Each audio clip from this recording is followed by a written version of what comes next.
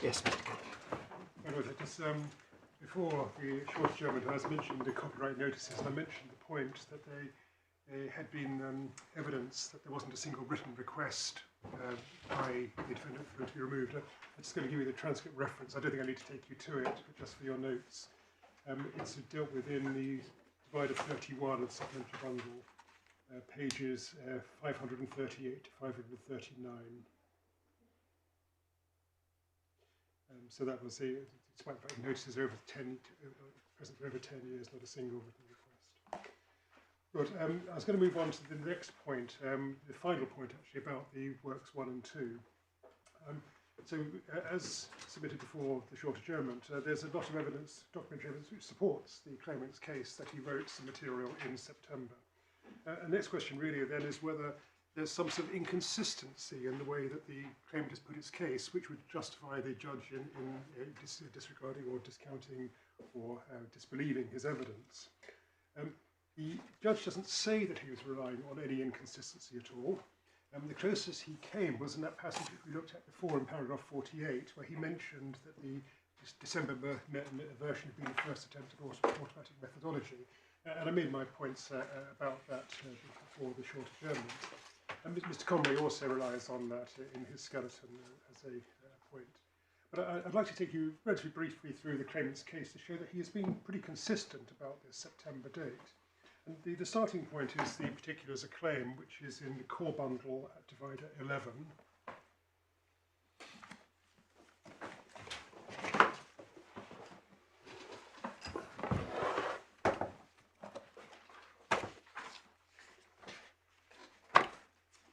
And the particulars claim start at page 107. And then on page 108, he deals with the chronology. So paragraph 5, between 2002 and 2005, claimant research methodology for VFC while studying for his Master of Science at Cranfield.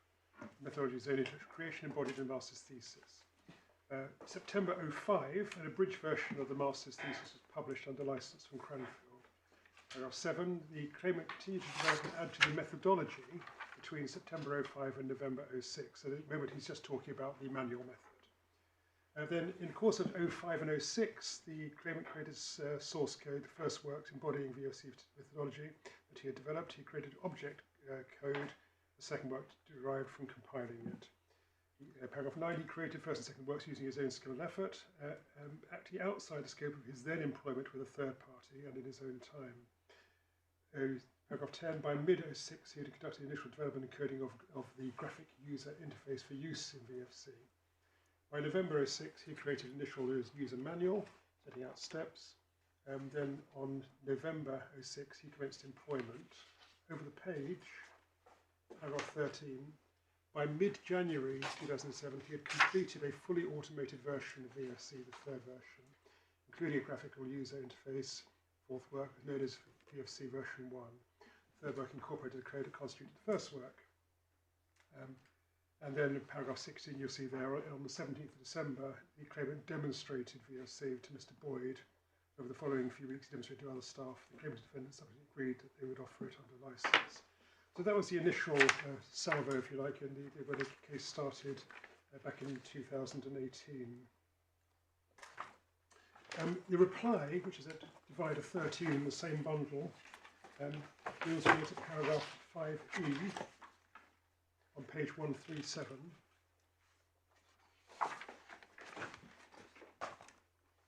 And this is responding to the paragraph 8 of the defence, which we looked at briefly before lunch. Paragraph E, version 1 was the first version of the fully automated VFC software that was developed. Its development took considerable time.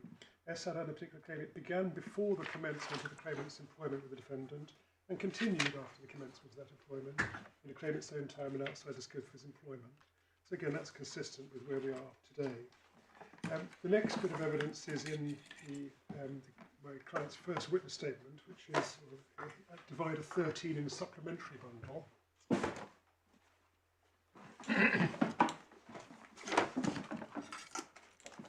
First witness. I say it's a second witness statement, actually, but it is divider 13. paragraph 13 on page 201.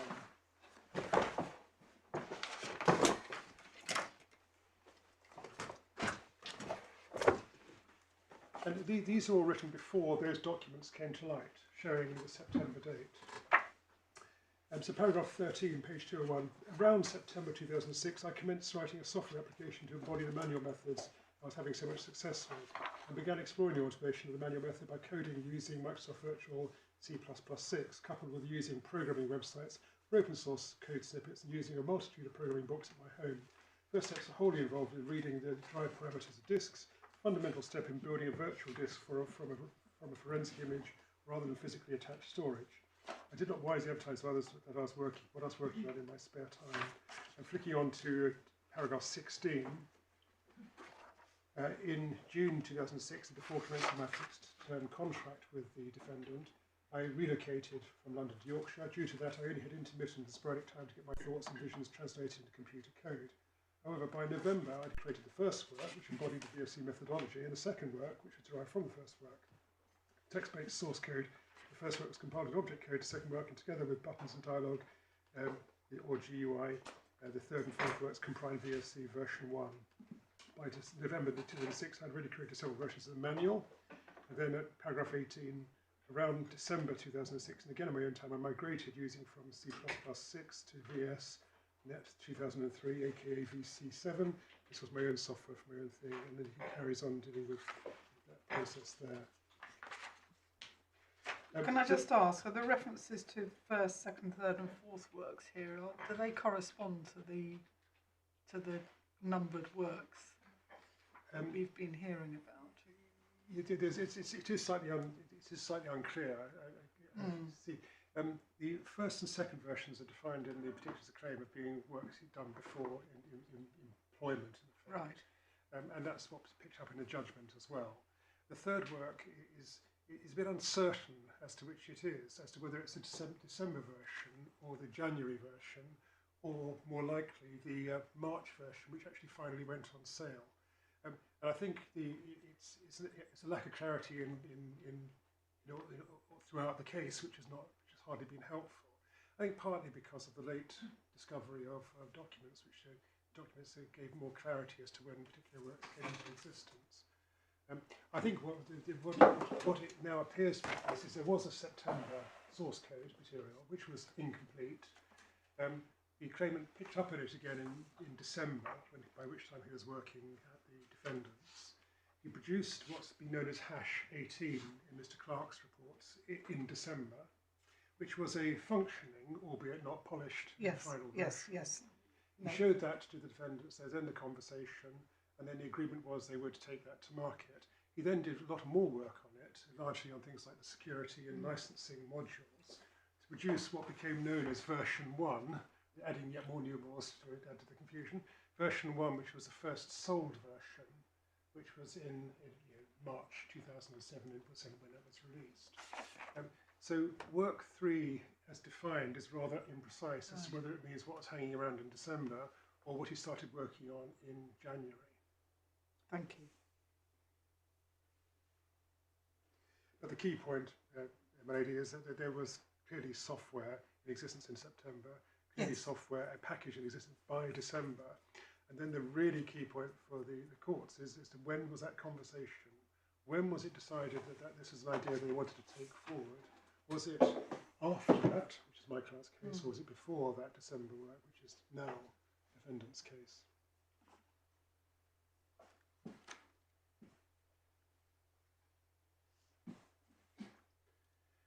So that's the first, that's Mr. Penhallurick's second witness statement. The cross-examination deals with it. If I can take you to divider 31 in a supplemental bundle.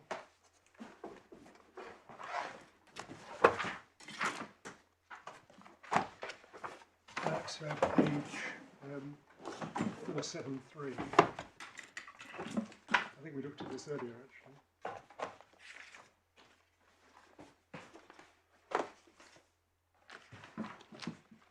Yes, we did. So this is when he was giving evidence in chief to confirm what the source code documents were, the documents bundle, divider 1 of bundle, supplement bundle. So you'll see here he says that page 282 is the very first thing he's working on. The next one is December, when he had his breakthrough. And we looked at this earlier. But then if we can take you on to page 478. But just to pause there, you would say that the reference to a working version of VOC software by the end of December 2006 is consistent with Mr. Clark's evidence that there was what Mr. Clark called the proof of concept by that date. Exactly right, yes. One which would work on the developer's own system, but maybe not on somebody else's. Yeah. Yes. Well, as my Lord pointed out, I would also submit that it's a working version, whereas the previous one was the work in progress leading to a working version. I was going to take you to page 478. Now, this is, of course, a cross-examination. And starting at the very top of the page 478, you say that by the time you arrived at the defendant, you had already developed some VFC software. You just spoke about that to my learned friend. That's the passage I just looked at. But you did not mention that to anyone at MD5, did you? It did not, the answer, it did not crop at that initial time. In the very early versions of it did not work. It was only over the Christmas period that I actually managed to get anything to work. The concept of automating was something I've been working on in my spare time. At that time, I was very busy with multiple moves and relocations from London back up north. And I was consulting from my previous company, the Risk Advisory Group, and starting a new job with MD5, so I had little time. Thank you. Again, can you go on to paragraph 60, your second witness statement? Yes. You see that you talk about relocating, then you say you only had intimate time, spare time to get thoughts together. Then you say, however, by November 2006, I created the first work, which embodied the VOC methodology, and the second work derived from the first work, the tax-based source code. The first work was compiled into, that's the passage we read earlier. He says, my apologies, that should be December 2006. That should be December 2006, yes. Before you were saying you started developing software that essentially embodied VOC before you even started MD5. That is no longer your case. No, the concept of how I was going to do it was in my head. Getting it to work in code was more problematic. I knew exactly what I wanted. Coding it was a bit more difficult. That should be December 2006. I started it in September. There was a pause while I relocated, and during the last weeks of December is when I had the breakthrough. In much the same way as I had a breakthrough in September 2004 and getting the actual manual method to work in the first instance. So the evidence is very clear there that once it's only December he got it to work, it was just carrying on work which had started well back in September. So what I'd submit is that the evidence from the claimant was broadly consistent. The only thing which I suppose developed was there was no reference in those early documents to the security and licensing modules.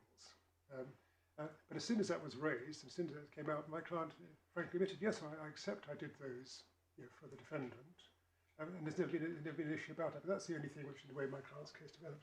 And as we see when we look at the defendant's evidence, the same story of consistency really can't be said about the defendant's evidence. Well, that's what I was going to say about works 1 and 2, and I was now going to move on to works 3 to 8, which will be much quicker because we've covered a lot of the ground already in relation to works 1 and 2. But the starting point is my skeleton, paragraph 32. If you're wrong on works 1 and 2, can you hope to succeed on works 3 to 8? It certainly makes it very difficult. Yes. A key part of my case is that this cannot be important is in the course of employment because he was working it beforehand. It was his own idea. If he wasn't.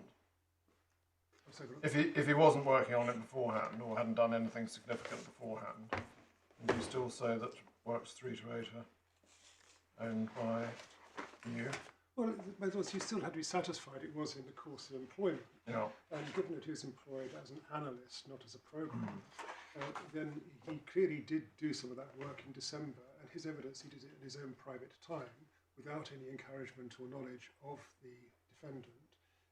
And we're closer to the King case on which my learned friend then relies in that case, which does make it more difficult for me. But it still is an open thing the court could find that though that wasn't the course of his employment, he was acting outside and on a multifactorial basis. It was not envisaged that this was something he did as an employee. And certainly there are factors pointing that way, like the copyright notices, like the fact they shared the profits by way of the bonuses. Yes. Okay. But yes, it does make it difficult, which is why obviously I spent so much time labouring about works 1 and 2. So my lords, the starting point then is, I'll take you to paragraph 32 of my skeleton. I'd say that the first error that I submit the judge made was he was wrongly influenced by his findings about works 1 and 2, saying they didn't exist or been abandoned. It was that finding which allowed the judge to proceed on the basis that he was dealing with entirely new works which had all been created during the course of employment. And of course, as we were just discussing, if there had been these works in existence beforehand, it makes it much more likely that continuing work on those was done on the same basis, i.e. it was his software. Or at the very least that they intended it was that the continuing work, that if it was going to be done for D, you'd expect them to be properly record that and to evidence it. And as I submit this, there's nothing to suggest that was the case. I'd also add to that it's common ground that at the time that the claimant joined the defendant was wholly unaware that the claimant was able to write software. So it's hard to see how it could be assumed at that time to have been within the scope of employment, a skill they didn't even know he had. Why should him writing be therefore treated as being a part of his employment? I then move on to paragraph 34 of my skeleton. The second error I identify is that the judge failed to take into account or even address the point that the claimant's own evidence and the supporting evidence that he produced showed that what he did in December and January was a development from that first work, from the September work. And that was the point very much highlighted by my predecessor, counsel for Mr. Penhallurick in his skeleton argument, when he pointed to the comparison document that we saw earlier, looking at the September 06 version with the December 06 version. Remember the one with where it wasn't highlighted is the bits where it's common. Again, I submit that shows it's far less likely that he was working in the course of employment as opposed to continuing to develop work he'd started himself for his own benefit. And once again, to make the same point, that if something had been expected to be changed, you'd expect there to be some sort of record of it, some sort of mention of it. But as they didn't even know he could write something at the time, it's perhaps not surprising there was any such document.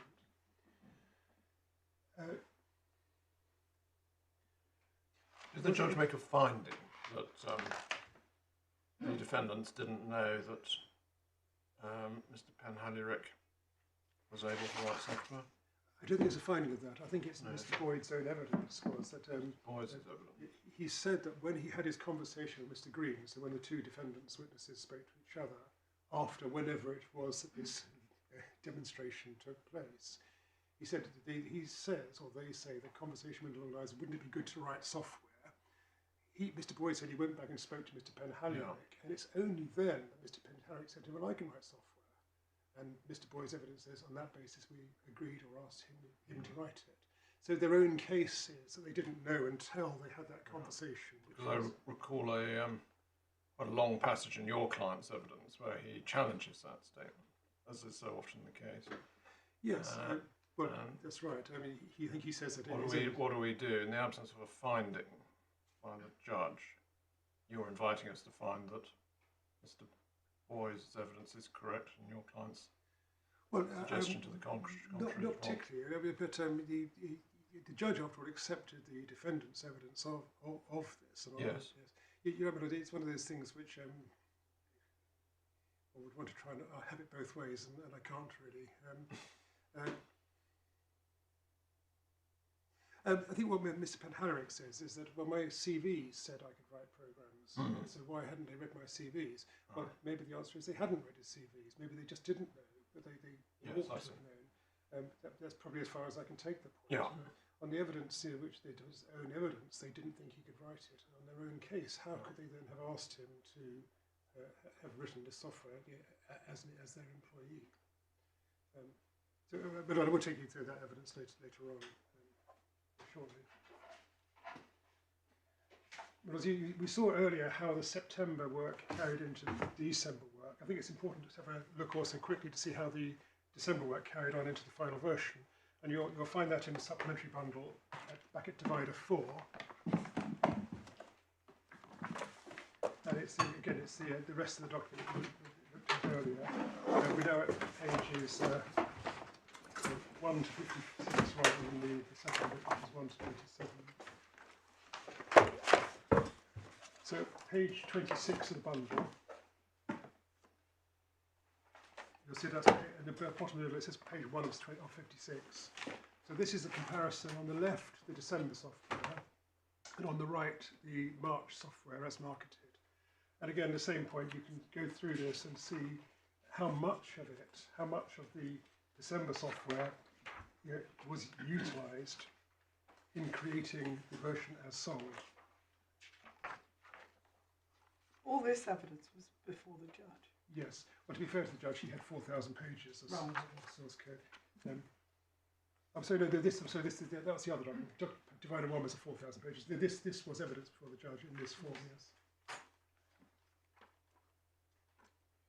So, and I say pages 1 to 56 are the December 06 March 07 comparison, and you can see the degree to which it is common, and often insofar as it's not common, you can see that it's matters security on the very first page, for example, page 26. The first bit of yellow on the right-hand margin is the security, the dongle, in fact, the key lock.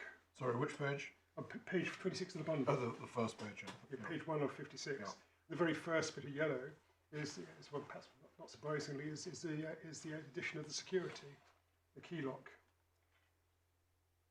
It's something which is mentioned by Mr. Clark in his evidence. And so carrying on, the text will undoubtedly mean more to my laws it does to me, but you can see the degree of similarity between the December version on the left and the March version sold on the right.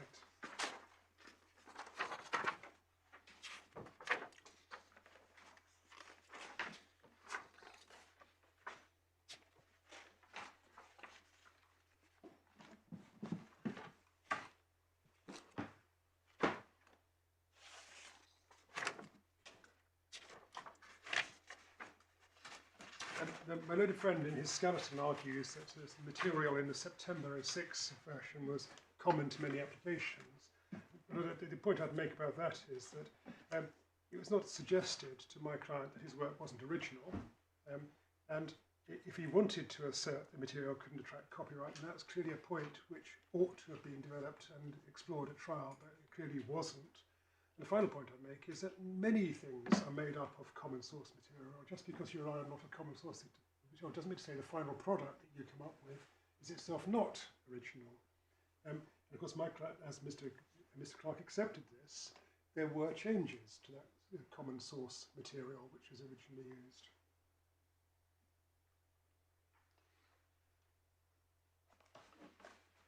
Well, turning my next point in paragraph 35, the judge referred to, but didn't really place any weight on, the fact, the Cranfield University point. And I set out the passage from Mr. Penhallurick's evidence that on advice from his course leaders, I didn't create any software while studying at Cranfield, such that when I did, the intellectual property rights subsystem would belong to me. I've always been aware of intellectual property rights, and I've always endeavoured to ensure that I retain the rights in VFC which evolved from a personal project into a personal investment, which I dedicated over a decade of my life to. So the emphasis you're seeing is that it's on the claimant retaining rights, not giving them away. Certainly not giving them away to. If he wasn't going to like to give them away to Cranfield, why should he give them away to the defendant? Particularly given that he was with the defendant on a temporary contract.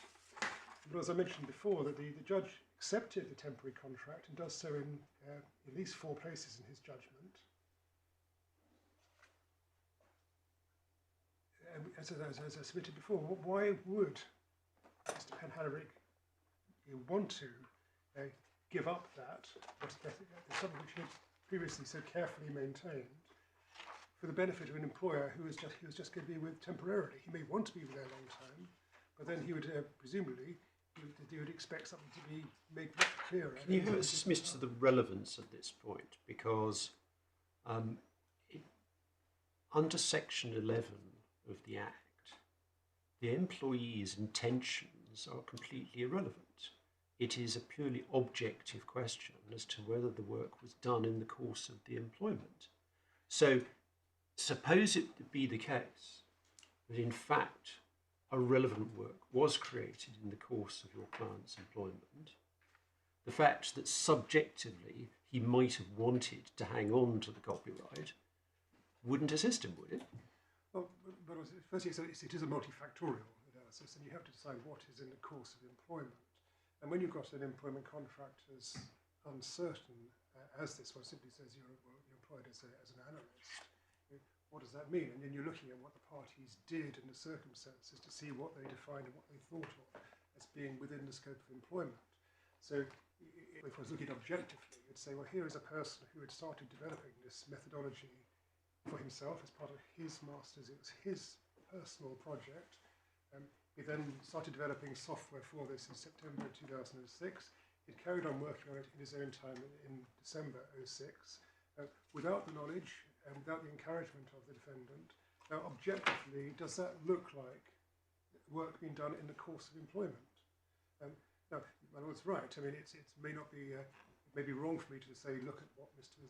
Penhallurick's mind, but looking objectively at what would have appeared to someone from the outside about the way Mr. Penhallurick was conducting himself, this was someone who thought he owned it, was continuing on the basis as if he owned it, and looking at it from the other viewpoint, you have the defendant who doesn't even know he can program at the time, who've hired him simply as an analyst, not as a programmer, and you put those factors together, objective factors, and in my submission you come to the view this is not within the course of employment.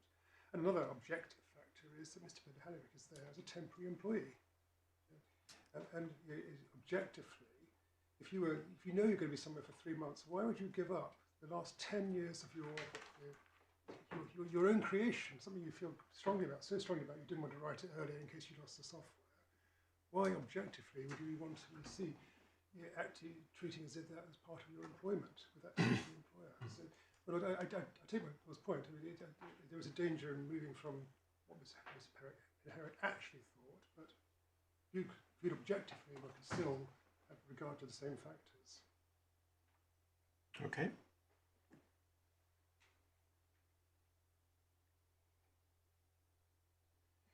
Well, the next paragraph, paragraph 36, is what I say is a fourth error in relation to this.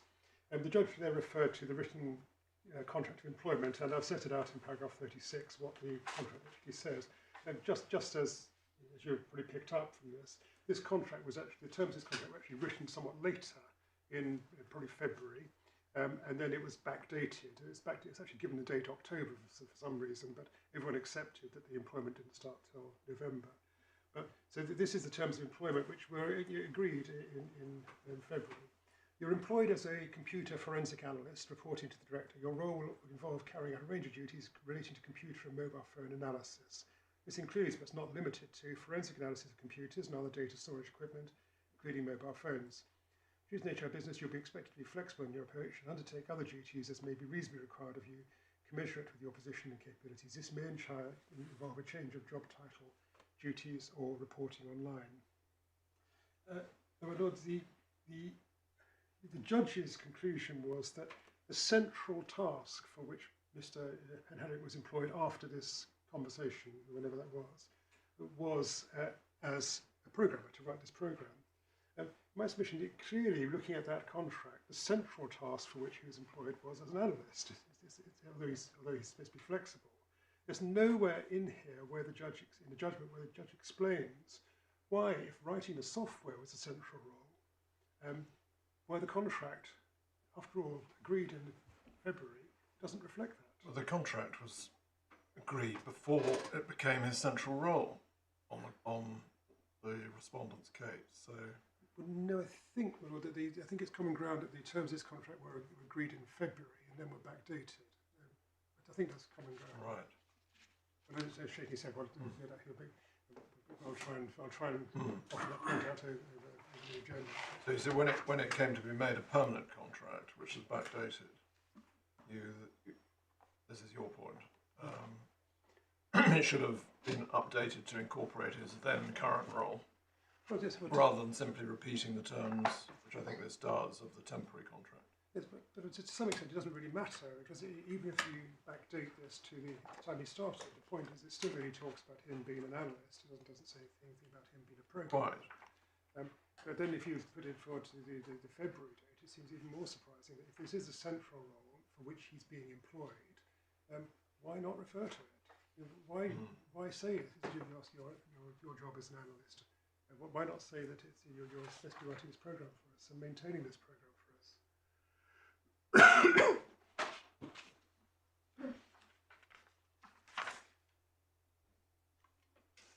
And also, we've already seen from earlier today that in the immediate aftermath of this discussion, the copyright notices my clients put on this in 2007 were his copyright notices, not the company's copyright notices. Whereas the next point is paragraph 37 of my skeleton. The judge seems to have placed some reliance on clause 15 of the 2006 agreement, which says that the company should be the legal and beneficial owner and copyright in all other works, rights to all works produced by the course of employment. But as I submit in my paragraph 37, that simply begs the question: what was the work he was producing? Well, it simply restates section 11. Exactly right. So it doesn't take us any further. Before going on with the rest of my submissions there, I think it's important to establish the chronology a bit more clearly in order to submit why I say the judge fell into error. Well, we've seen from supplementary bundle divider 1, page 2, that the source code, which was created on the 30th of December 2006. And if you remember, I pointed out that was a Saturday, and the time of day was in the evening at 9:15 or thereabouts. I'd also seen from document bundle, supplement bundle divider 4, that a lot of the code from September 06 has gone into the December 06 version. It's also a case that a lot of the December version went into the version that's on sale. Those are the documents we've just been looking at. Whereas you'll recall Mr. Clark's evidence about all these, in the December document in particular, not doubting its date, which we summarised already, showing that that was a functional version of this product. And we know that's the December version because Mr. Clark has in effect accepted that. We know what happened afterwards. There were the developments done with security and licensing. And we see Mr. Clark's conclusions about that, all being consistent with the time stamps that are there.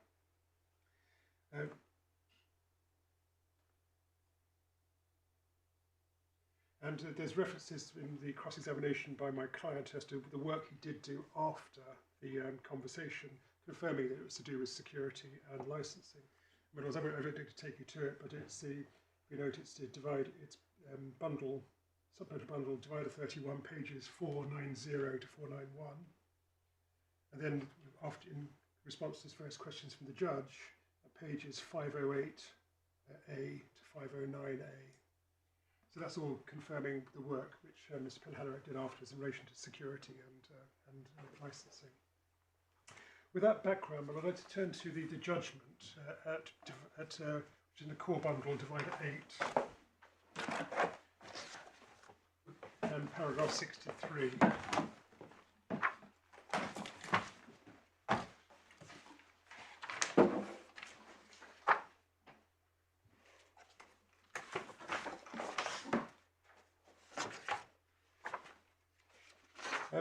In paragraph 63, the judge said, returning to the scope of Mr. Penhallurick's duties under the 2006 agreement, there is no doubt that while employed by MD5, he wrote the third work and compiled the fourth work with the knowledge and encouragement of Mr. Green and Mr. Boyd, and with the intention that if all went well, the VOC software will be marketed by MD5.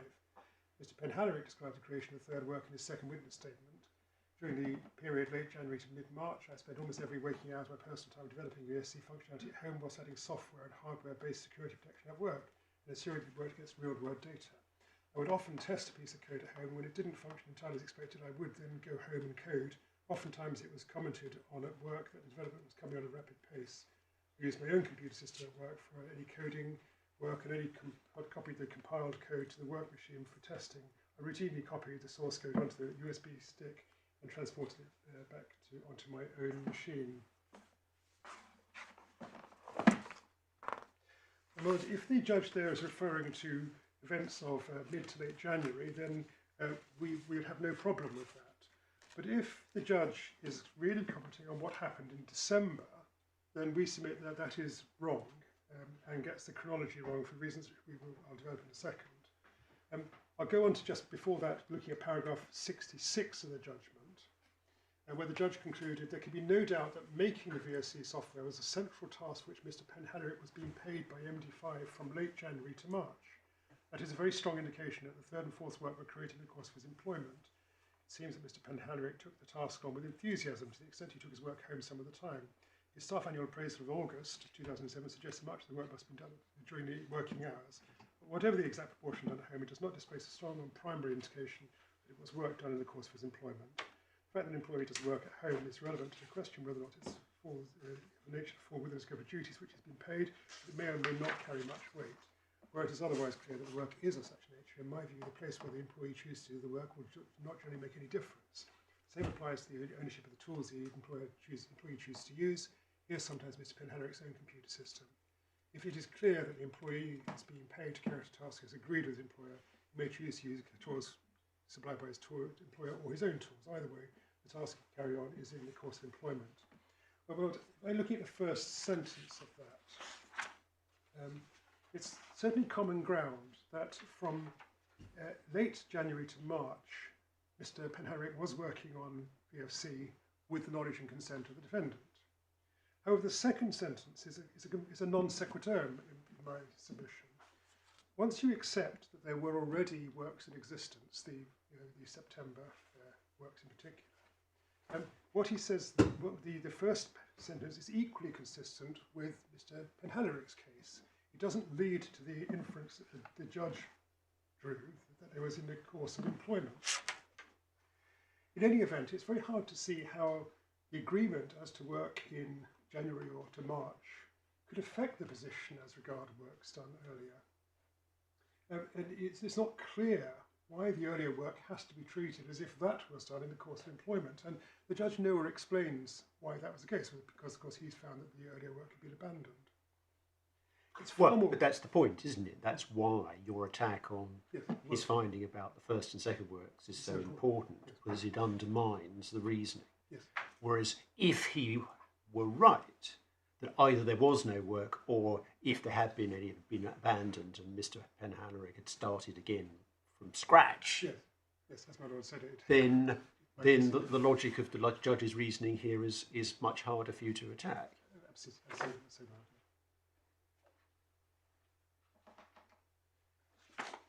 My Lord, there is again the misplaced reliance on the August 2007 appraisal. Here, clearly the judge is relying on this to sort of show that the work was done in the course of employment. Well, yes, but the work being done, as reflected by the appraisal, was not the core functionality. That was the security and licensing aspects in order to take the project to market.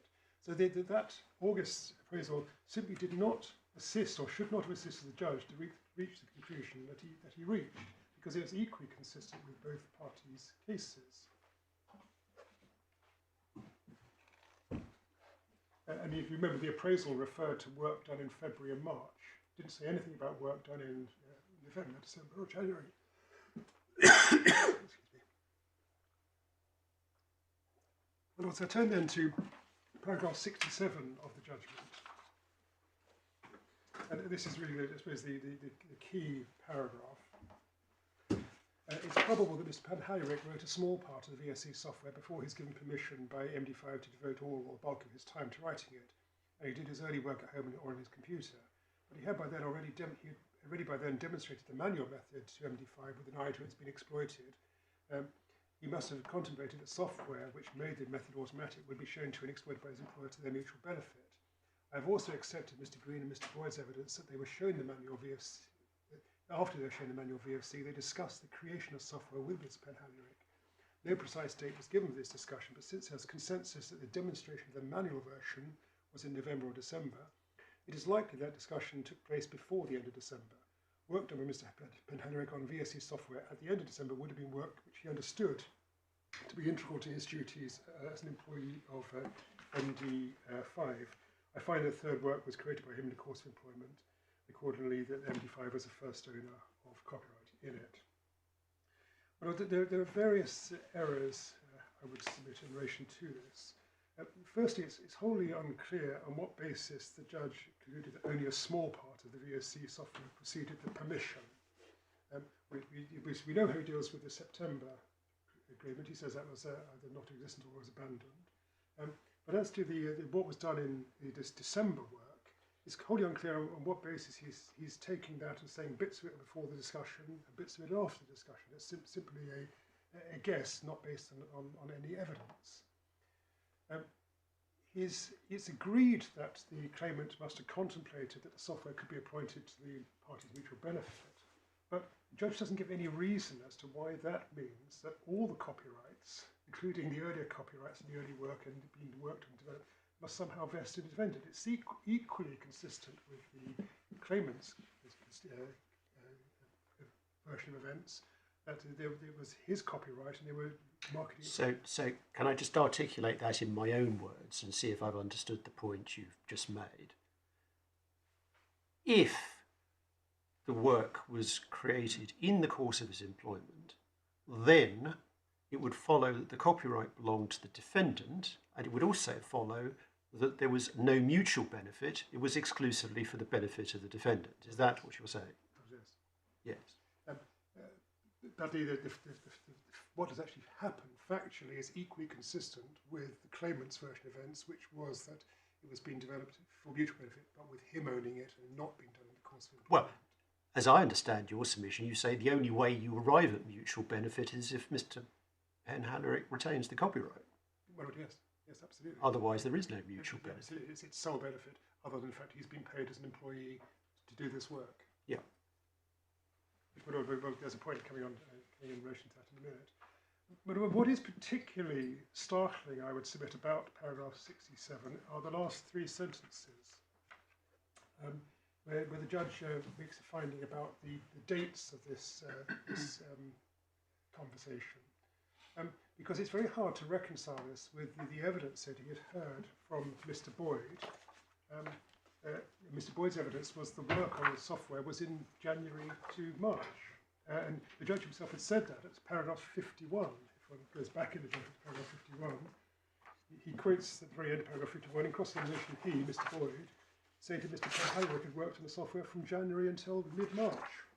So quite aware of how one goes from that to making the finding that actually all the work done in effect in December was done was done for the defendant is unclear and unexplained. And the evidence I'll submit is completely contrary to that conclusion. In other words, it's worth going through the pleadings and the parties' position on this. Well, you're seeing the particulars of claim as to what the claimant's case was, and that we looked at that earlier. It's now worth looking at the defence. You'll find that in divider 12 of the same bundle, the core bundle.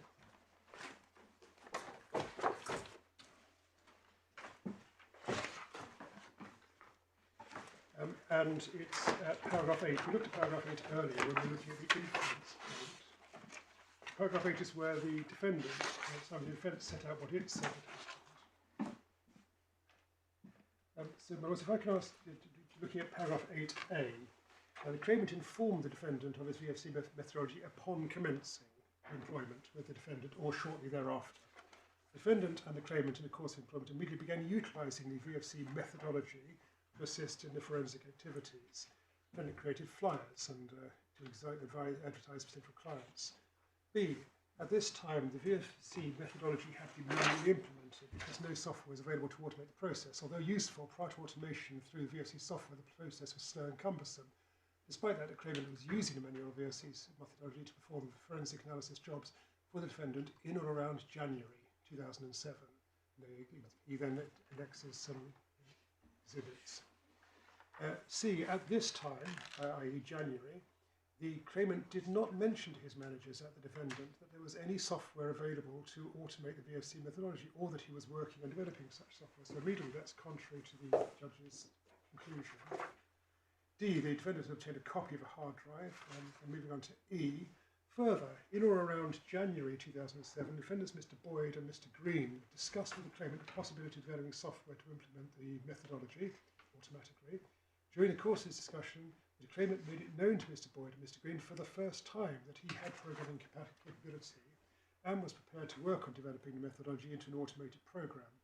The claimant did not make it known to Mr. Boyd or Mr. Green that any software had been previously written. At or shortly following the January 2007 meeting, it was agreed by Mr. Green that Claimant would be allowed to devote 100% of his time to developing software to implement the VFC methodology.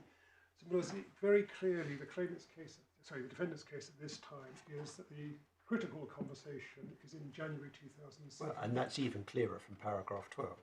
Oh, yes, that's right. It is denied that the defendant had developed an automated version by mid-January or January. In around January, he demonstrated it to Mr. Green, but the claimant did not develop the version manual, etc. Oh, absolutely, yes. It was developed following discussions with Mr. Boyd following the January 2007 meeting completed in around March. So the colour's been pinned very firmly to the January 2007 mask, and that's then was responded and it's repeated again at 15A. My lord, yes, yet another one with reference to January 2007. I've already taken you to the reply, the claimant's reply dealing with it, and you've already seen the claimant's evidence on this. I'll give you the references just in case. It's the claimant's evidence in Divider 13 of the supplementary bundle at page 205, paragraphs 27 and 30. He says that he demonstrated his software in January. Now, so I take you now to the defendant's evidence on this, and starting with that of Mr. Boyd. So looking at the supplemental bundle in Divider 15,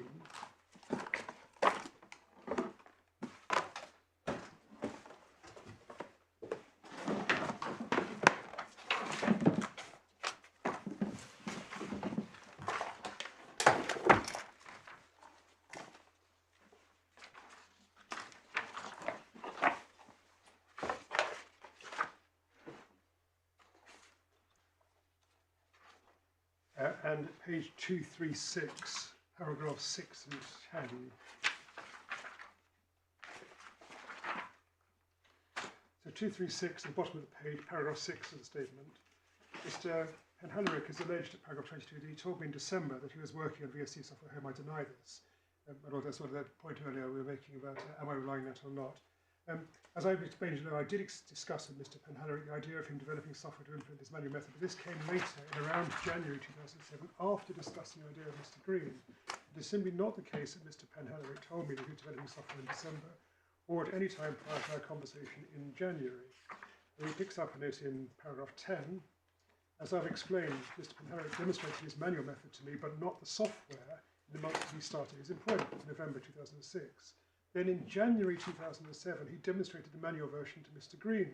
It was following that demonstration to John Green that John Green had the discussion with me that I referred to in my first witness statement, where he and I agreed that we ought to create and develop software to implement that method more easily.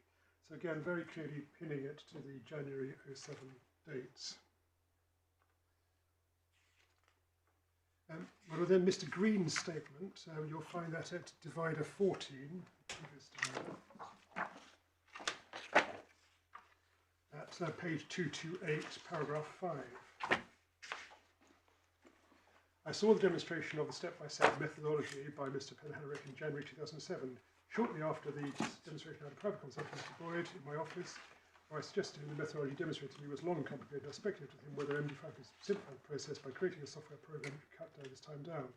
Jeff told me to look into it. In less than an hour, Jeff told me we could develop my idea for a software program internally, as he had spoken to Michael Penhallurick, who told him that he would be happy to have a go at doing it. Jeff and I then discussed and agreed that Mr. Penhallurick could carry out this attempt to create and develop a software program alongside existing computer examination duties ASAP. So once again, the January date is clearly set out there. The interesting thing is that the demonstration is in January. The question is what was demonstrated? Was it methodology or was it the software? Mr. Green then in cross-examination, this is at bundle, supplementary bundle Divider 31.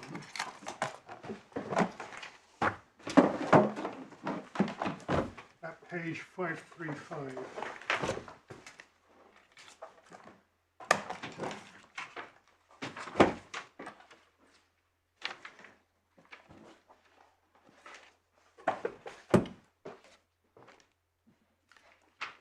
So this is the evidence that the judge relied on for coming to his conclusion, despite all the material we've just seen.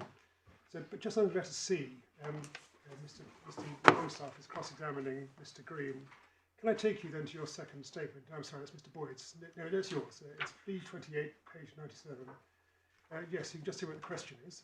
Paragraph 5, right, okay. It says the step-by-step methodology was in January 2007. Now, earlier on, you just told me that you saw the methodology with Mr. Penhallurick introduced shortly after you joined back in November 2006. My point to you is that, and I think you just answered it by saying you don't remember the exact date. Yes, I actually spoke to Mr. Boyd about it when I was asked to make a statement. I said, Jeff, can you remember when we did that methodology? And he said, well, I knew it's in weeks in starting, and he started at the end of October, beginning of November. So I would have said it was within November, but it may have crept into December, I don't know. That was the time slot. You're saying that is when he showed it to Mr. Boyd, but not yourself. No, he only demonstrated it once when I was present, and that was to me and Mr. Boyd. He was really giving it to me because I was the managing director. I was the one who appointed him to the job, which he was very grateful for, and he was trying to please me. Okay, so it sounds like, can I ask you which two dates is right for when you saw it? Was it November or was it January? I think it was more like November, or it might have been early December rather than January. Thank you. I'm just trying to piece together the timeline events. So that is presumably the evidence the judge relied on in deciding that actually the critical conversation wasn't in January, but it was in December, and that it was understood to be critical, integral to the claimant's duties. In my submission, it's an extraordinarily weak piece of evidence on which to base that finding, in that Mr. Green was highly uncertain himself as to when it took place. He's contradicting his own evidence. He's contradicting Mr. Boyd's evidence, because Mr. Boyd's evidence was that he was shown the methodology at the very beginning, and then, says Mr. Boyd, he showed the methodology again in January, when January being the key date. And it's contradicting his own earlier statement, which clearly said January. Now, it's interesting to see what Mr. Boyd then said in the cross-examination. Sorry to interrupt. My understanding, he's saying he had a discussion with Mr. Boyd prior to making his witness statement. It does look like that, doesn't it? Yes. And then he sticks in his witness statement. January. Yes. And now he's saying, well, the trouble for the defendants is that it's common ground that the methodology was demonstrated to the defendant pretty much straight away that my client joined, because he started using it, and other people in the firm started using the methodology. And that's in November. And that's common ground. There's then a gap up to, in effect, January, and there's some sort of conversation in January, because that's what all the parties are saying. And it's at that conversation we showed them the new software. They said, no, you showed us the methodology again. It makes you wonder why you showed the methodology again. But it could be from what Mr. Green is saying there. He's only seen the methodology once. So the question is, when's the once he saw it? Is it back in November, or is it in what we say is January? Now, their case has always been throughout. The key conversation was in January until we got this. And now he's pushing it back into November, December. The reason being that now, by this time, the documents showing September 06 have come to light. They hadn't been disclosed at the earlier time. So this becomes rather important for Mr. Green to establish that the conversation was earlier than January, because otherwise it doesn't cover the December documents. You were going to show us Mr. Boyd's evidence. Mr. Cross-examination. But that's at divider 32, the next divider. So it came after Mr. Green's cross-examination. It's page 552 of the bundle.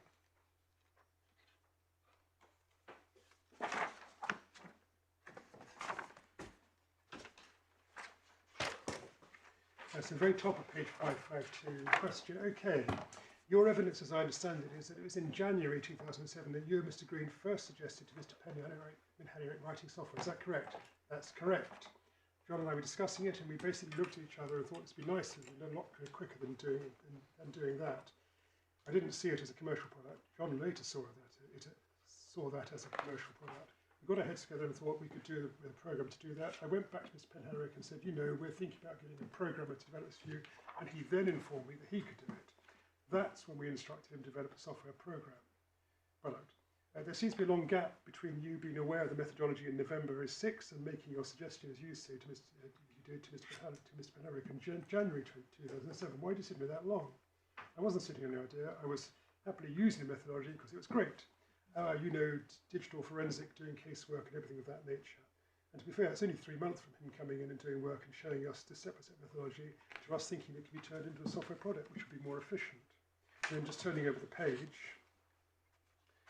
a brief reference to the appraisal at letter B, and then the question letter B. The question doesn't follow, it doesn't fit with your evidence that you initiated the process in January 2007, that he completed it in mid-March, and you think it took 3 weeks. That is what you recorded in the appraisal that year. I did. I obviously underestimated the length of time he took to do it. Like I say, all the information that's been given, everything in nature seems to correspond with that he started in about January 2007. So apart from that one passage in Mr. Green's cross-examination, the defendant's case has always been consistent, that the key conversation took place in January. If it took place in January, it was after all the software development was seen from September to December. So that was clearly not software which he wrote at the instance of the defendant, and we would say clearly not software he wrote in the course of employment.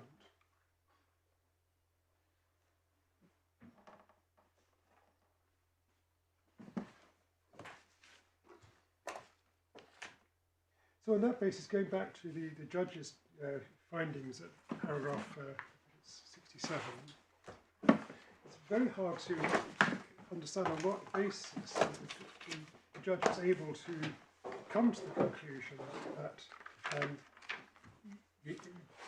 software written in December was in effect written at the request of the defendant. And the judge in paragraph 67 doesn't refer to any other material that he relies on in support of that conclusion. So on that basis, it's worth looking at a few other points to see whether we can get any assistance. Paragraph 39 of my skeleton points out the permission point. Paragraph 39, the sixth error was that whenever the discussion took place, the fact that the defendant gave claimant permission does not justify the judge's conclusion in paragraph 67. The work was done which was integral to his duties as an employee. Indeed, the fact that the claimant worked on the software is equally consistent with the claimant's case that the software has been developed for the parties' mutual benefit. Moreover, the fact that the claimant was given express permission to work on the software shows that the creation of such software was not regarded as being within the normal scope of his employment, let alone as being the central task of his employment, as the judge found. If this work was a central task which is employed, he wouldn't have needed to ask the defendant for permission to do it. Because he'd have been obliged to do it. You don't ask for permission to do something you're obliged to do. Absolutely, yes. Well, that's paragraph 39 of the skeleton. Paragraph 40, I think I must have got very excited at paragraph 40, as I suggested that the judge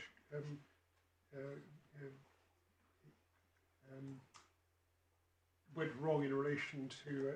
I suggested that the judge didn't consider the presumption of authorship and the presumption of ownership.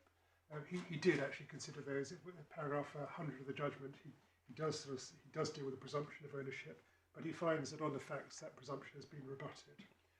So with apologies for that, I'm not quite sure why I completely missed paragraph 100 that I wrote in skeleton. But, well, you referred to it, so you seem to have misread it. Yes, I misread it. I just got it just generally wrong, for which I apologise. But the importance points which would arise, I submit is that firstly we've got the notices which clearly show the claimant asserting ownership. It doesn't just raise it's not just a sort of a presumption. It is this particular party putting into the public domain, in fact, he is the owner of it. Sorry, Mr. Kelly, it may be important. I've missed what you say is wrong about paragraph 40. Yes, you say the judge at 98 to 100 wrongly treated these notices being relevant only to the presumption of authorship. So he did have regard to the presumption. Your point is that he didn't take account of them as evidence. Yes. Yeah, isn't that what paragraph 40 says? Yes, I think, but the judge did actually in paragraph 100 did talk about ownership as well, so he wasn't unaware of the presumption of ownership. I think the point I'm making is that he went further. It was of more value than the judge placed on it. He just simply said, well, let's just present it. Okay, thank you.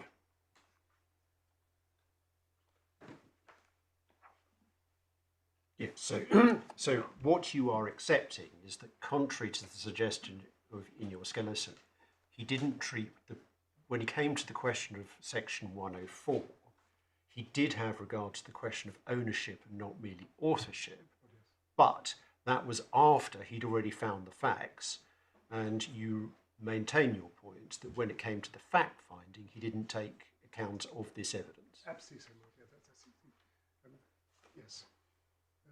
It's always a danger of saying I could have put it better myself, because one rarely has in these cases.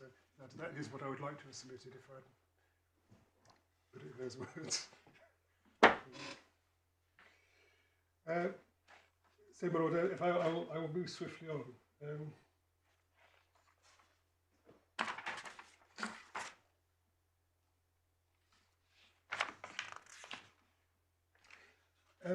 In fact, my Lords, it's hard to find any credible evidence which would support the judge's conclusion that the presumption had been rebutted. My learned friend and the judge seem to have relied on the appraisals. We've looked at the August 2007 appraisal, with the most contemporaneous one at the time, and we've seen that only referred to work being done in February, March. It's equally consistent with the claimant's case, and it certainly doesn't justify the judge's rejection of the claimant's case. And I submit that there's nothing in the other appraisals which takes the matter any further. Yes, there are frequent references to VFC and the development of VFC, and they are completely consistent with the claimant's case. That yes, he was working on VFC for mutual benefit, and in particular working on the software, the security and licensing aspects of it for the benefit of the defendant. So all the appraisals referring to his work on VFC is completely consistent with that. Well, the next key piece of evidence to support my client's case is the fact that the defendants agreed to pay a bonus on this, and this is the November 2008 agreement. This is dealt with in paragraph 44 of my skeleton.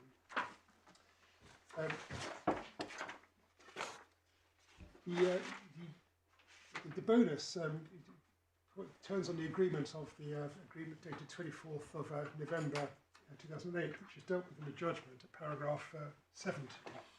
So in divider 8 of the core bundle.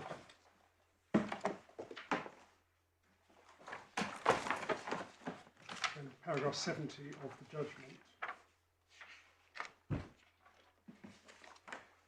So the November 2008 agreement says, Michael, this letter is confirmation of the verbal agreement we have regarding the annual payment of a 7.5% bonus of the qualified VFC sales.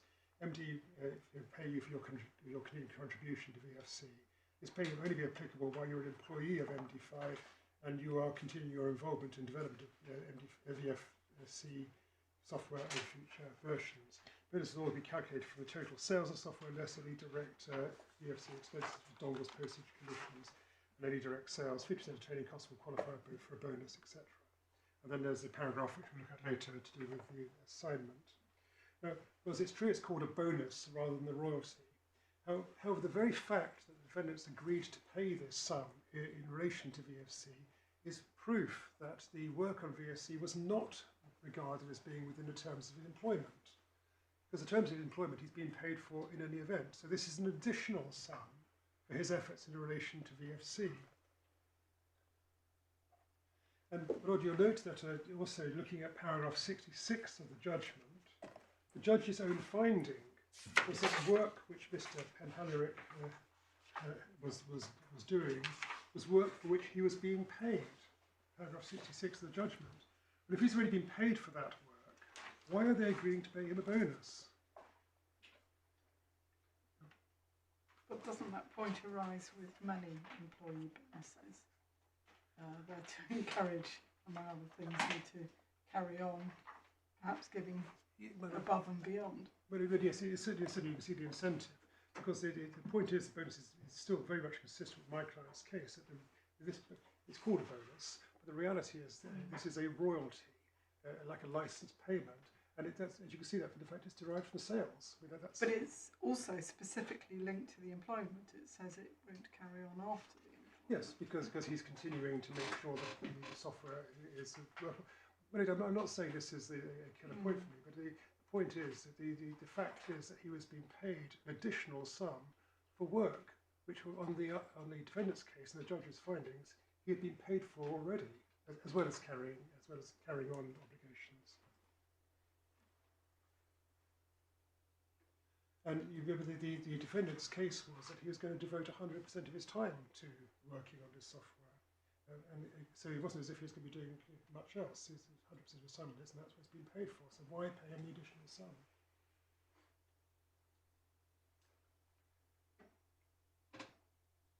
And on this subject, it's worth just a very brief mention of Mr. Green's evidence, which you'll find in bundle, the supplementary bundle divider 11. Supplementary bundle.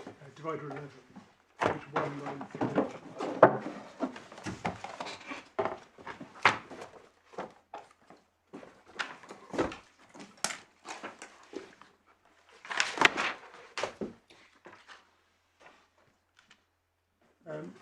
This is what Mr. Green says about this. So when MD5 was formed, I put in place various business management schemes to improve and monitor the fee earners' production on a monthly basis. Mr. Penhallurick was consistently the worst performer in the company, but I was reassured by his line manager, Mr. Boyd. This was due to time spent on VOC, and that he did help to resolve problems with the internet until we outsourced this to a third party. I discussed with Mr. Penhallurick the offer of a percentage of annual sales of VOC in return for his signed agreement that the software belonged to MD5. He was happy to do this instead of the proposed 75 commission he was asking for. I gave him 10%, and that's later on actually. His view is that Mr. Penhallurick was an extraordinarily bad performer for as an analyst, and therefore the only thing he was being paid for during that time was the work he was doing on the VFC. In which case, why agree to pay him more? Why agree to pay him a bonus? If you think he's a very bad employee, why are you paying him a bonus? Well, it suggests that was you recognise Mr. Penhallurick's interest in the software. And as Melody said, and also one was maybe to motivate him as well. But also the next relevant document is the 2016 agreement. The judge deals with this at paragraphs 102 to 106 of his judgment. So we're in the core bundle at divider 8 again.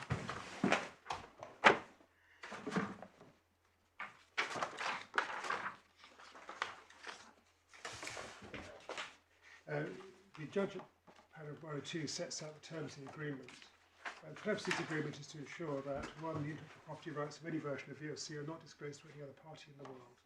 The intellectual property rights include database rights, confidential information, trade secrets, know-how, methodology, processes, trade names, trademarks, and service marks. Two, VOC is supported fully by responding to support inquiries from VOC license holders, customers, and potential customers, as well as MD5 employees. VF5 is regularly updated and developed to keep at the forefront of technology with updates to current processes and routines, as well as new features and scope for use. Excuse me. Whilst this methodology is in place, MD5 will have exclusive rights to VFC methodologies, including those previously developed by Michael Penhallurick. The agreement will exist whilst MD5 pay Mr. Penhallurick £5,000 in advance of each month, paid on the first of each month. An invoice for this amount will be provided on the last week of each month. Mr. Penhallurick characterised this agreement as an exclusive licence granted by him to MD5 to commercialise VFC, which he said meant the compiled end product after he left MD5, and in return Mr. Penhallurick would receive £5,000 a month. Mr. Boyd said it was a consultancy agreement. After Mr. Penhallurick had left the employment, he provided consultancy services and sent invoices. Leaving aside my findings above about the ownership of VFC software, on its face I do not read the 26 agreement as a licence to commercialise the VOC product. The first number paragraph restrains both Mr. Penhallurick and MD5 from disclosing the IP rights in VOC, which obviously makes no sense. Construing it to mean a restraint of the disclosure of VOC source code would make more sense. Well, pausing there, don't understand that. I mean, he's right, it makes no sense whatsoever. But the clause makes perfectly good sense if one substitutes the word transferred for the word disclosed. Yeah, my lord, yes, yes, it would, yes. Where the problem does come in is the word methodology in paragraph 1, then repeating in the first unnumbered paragraph. I'll come back to that in a minute. The second and third number paragraph should, I think, be read associated with the final paragraph. MD5 was to pay Mr. Penhallurick £5,000 a month for something, and something was to assist in responding to inquiries from licence holders, supply VFC updates, and to allow MD5 the exclusive rights referred to in the penultimate paragraph. It is the penultimate paragraph which implies a grant of exclusive licence to MD5, but the licence relates to Mr. Penhallurick's methodologies, not software. In my view, it's a recognition by both parties that the VFC software was based on Mr. Penhallurick's methodologies, and those he had created before his employment, those had been created before his employment with MD5. In case this gave Mr. Penhallurick any right which could be exercised against MD5 to restrain its marketing of VFC software, MD5 wished to ensure that there was a licence and was willing to pay for it as well as for Mr. Penhallurick's support services. Well, the first thing to say about this agreement is it's so badly drafted, it's not easy to make much of it at all. And as the judge said, quite in many ways it makes very little sense at all. The reality is that it can be read in two ways. So firstly, the way the judge read it, the defendant's the owner of the copyright, but the claimant will support it and provide an update in return for a payment. But it can also be read the way the claimant reads it, which is that the claimant is licensing the defendant to use his methodology and the software, and will support it and will be paid £5,000. So it's not actually inconsistent with either party's case. But as I set out in my skeleton of paragraph 41, I would submit that the claimant's instruction makes much more sense. And firstly, it's consistent with the other materials that we've already been through. And secondly, the real problem, I think, with the judge's construction of it is with that word methodology. He's in effect requiring the word methodology to have different meanings in numbered paragraph 1 and in the paragraph number 4. Because it's clear, if you look at paragraph 1, the draftsman is using methodology in a broader sense, not just the underlying manual method, but the copyright.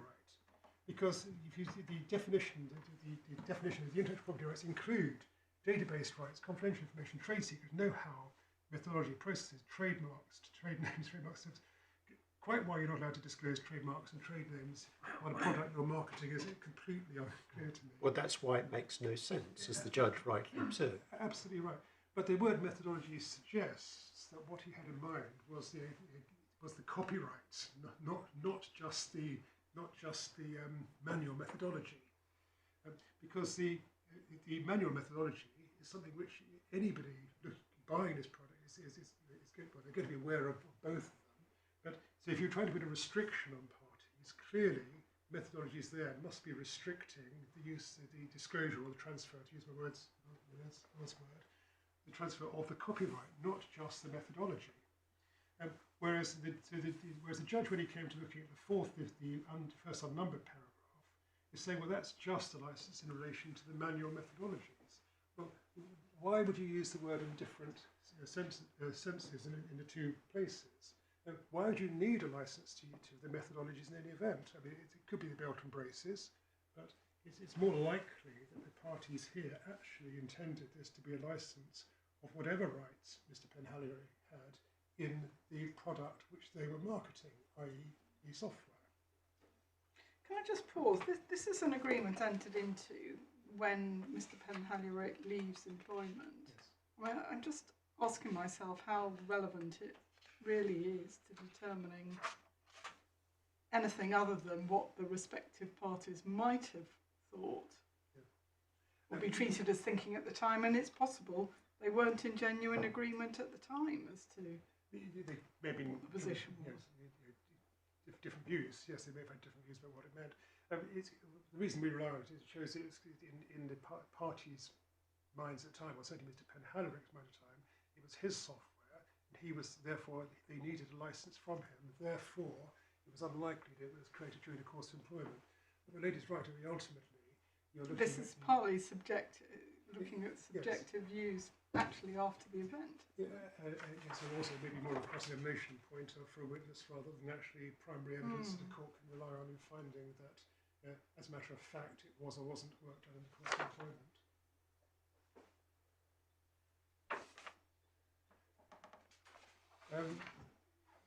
But also, I think that's all I would say about that agreement. It doesn't take us very far at all, possibly the reasons my lady is saying, because it's a badly drafted agreement.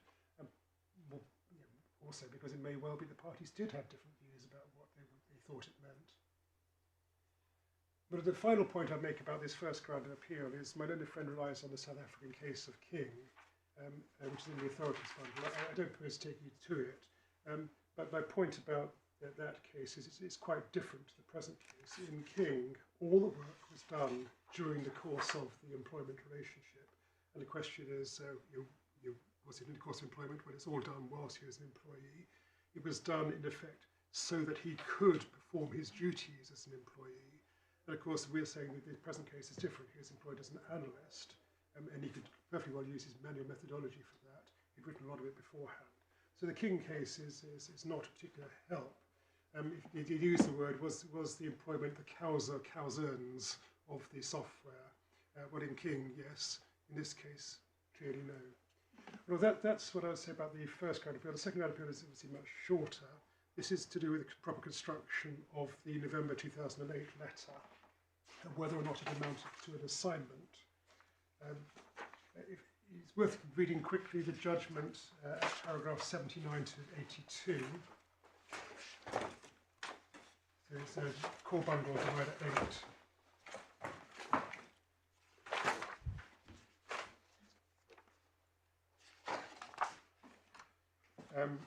Paragraph 79, Mr. Green said he drafted the November 08 agreement because he is aware that the VFC software had been based around the methodology developed by Mr. Penhallurick before he joined MD5, and because Mr. Penhallurick had been complaining about the amount of work he'd done on it, and what he thought were his rights in the software. Mr. Green wanted something formal in place to confirm MD5's rights.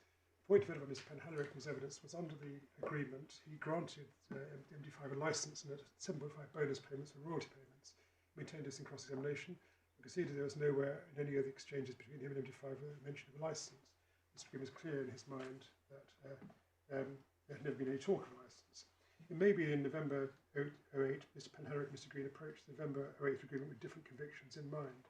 Mr. Penhallurick might have been convinced that he owned the copyrights in the software.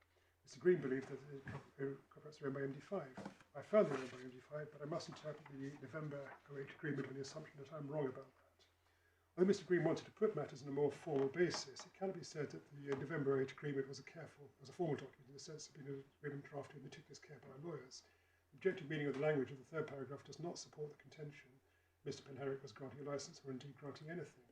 The words software developed at MD5 by yourself and sold as VFC is the sole property of MD5, including the access code. In my view, objectively mean that the VFC software is the property of MD5. Software referred to can only be the VSC software, and ownership can sensibly only mean ownership of the copyright in the VSC software. Moreover, I take the view that the document as a whole is a contrary the party's position as the future as well as the past. I don't think I need to read the rest of that. I deal with this in my skeleton at paragraphs 49 to 52.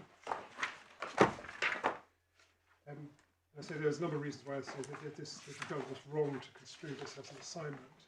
The first point I make is that the judge's conclusion that this is assignment means that he is finding it means something that neither party actually thought it did mean.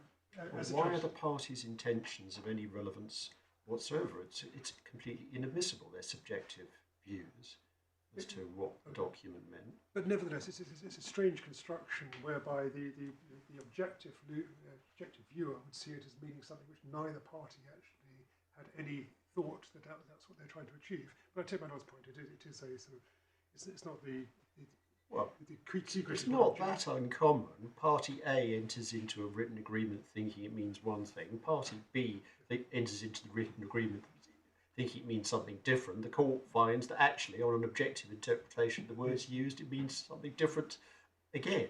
Okay.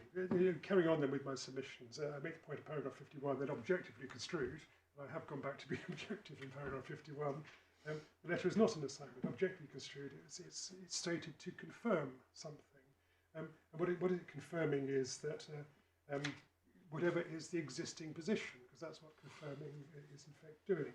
And on the premise which the judge was expressly proceeding at this point, the premise is that the claimant is the owner of copyright in the core product, and whilst the defendant just has a copyright in the material, the software to control access, security, and licensing materials.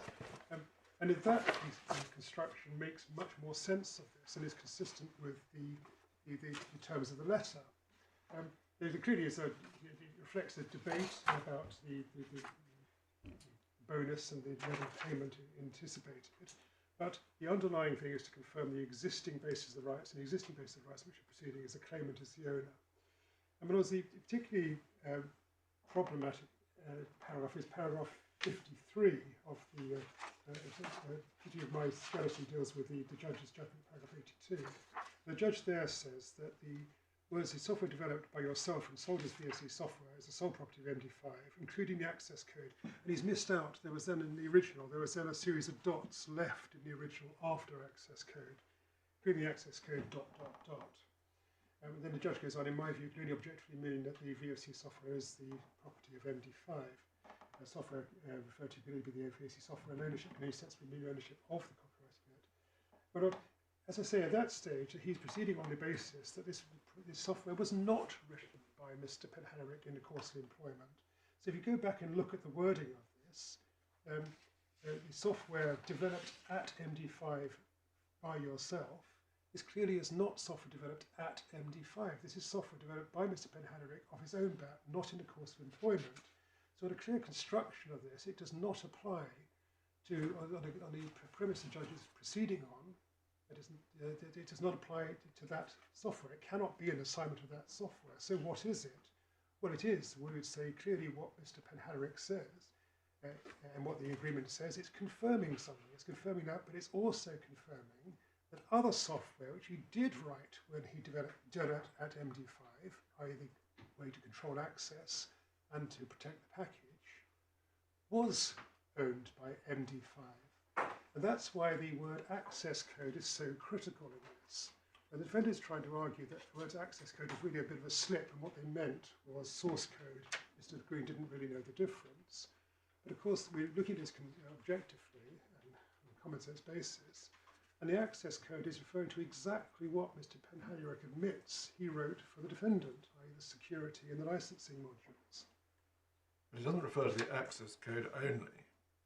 It's the software developed at MD5 by yourself without qualification, but then including the access code. Yes, but the software developed at MD5 is a key point. And the premise the judge is proceeding on at the moment is that if he's wrong on the first basis, i.e. if the core software was not written by Mr. Penhallurick at MD5, it's written by him separately, it's not caught by the general words.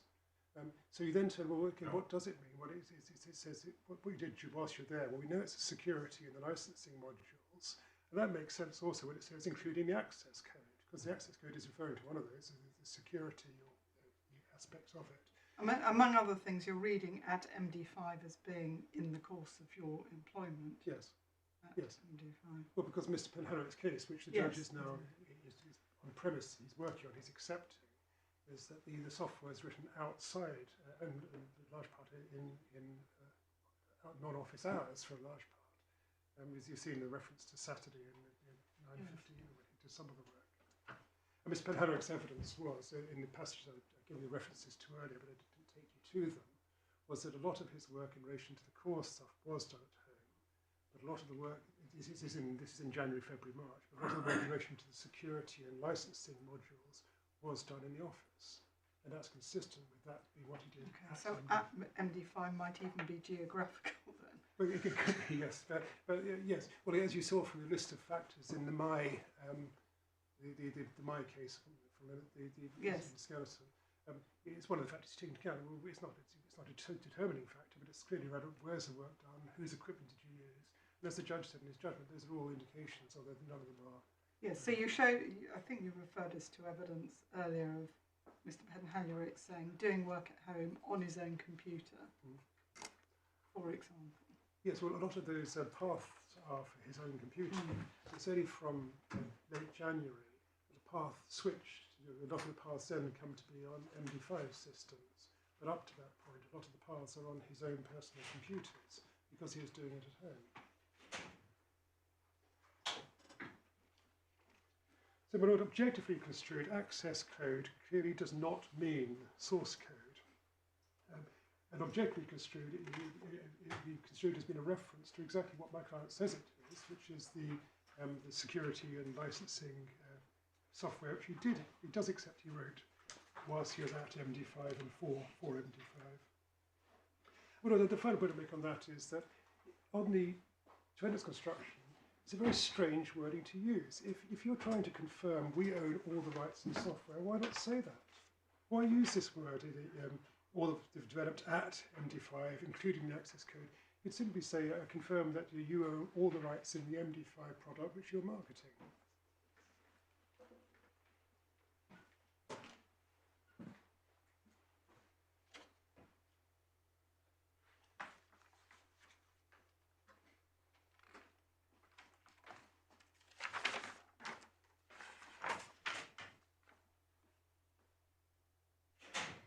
But the final point on, in relation to paragraph 53, is the judge refers to Mr. Green's evidence.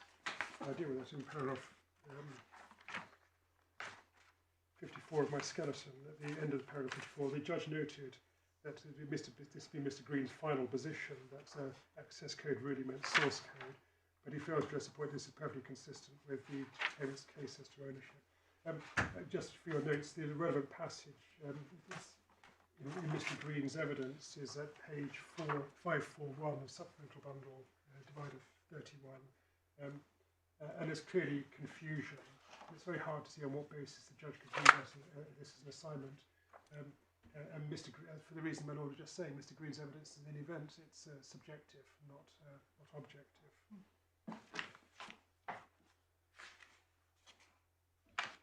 Well, I've got two more points on this ground. My fifth point, paragraph 55, the judge also failed to address the claimant's point that referencing letter that the code won't be changed without the consent of the managing director made no sense and was odious if, as the judge found, the letter was an assignment such that the defendant was the owner of the copyright. If the defendant was the owner of the copyright, the question of consent really didn't arise. Mr. Penhallurick had no right to change it. It's only because my client was the owner and was licensing it that provision was necessary. But as a separate point, as whether as it related to future, insofar as it related to future copyright, it needs to be a consideration for it. It's very hard to see what the consideration for for future copyright would be on this construction, because there is a reference to paying the bonus. It doesn't seem to be tied to this confirmation about ownership. So it's hard to see that there's any consideration for an assignment, which is a reason not to construe it as an assignment. Lord, I don't think I need to say anything more about ground 2. Well, before you move on, you've dealt with the point about access code and what the judge says at 89 and 92, because that's subjective evidence and inadmissible. But you haven't addressed what the judge says in 91 about the commercial logic. What do you say about that?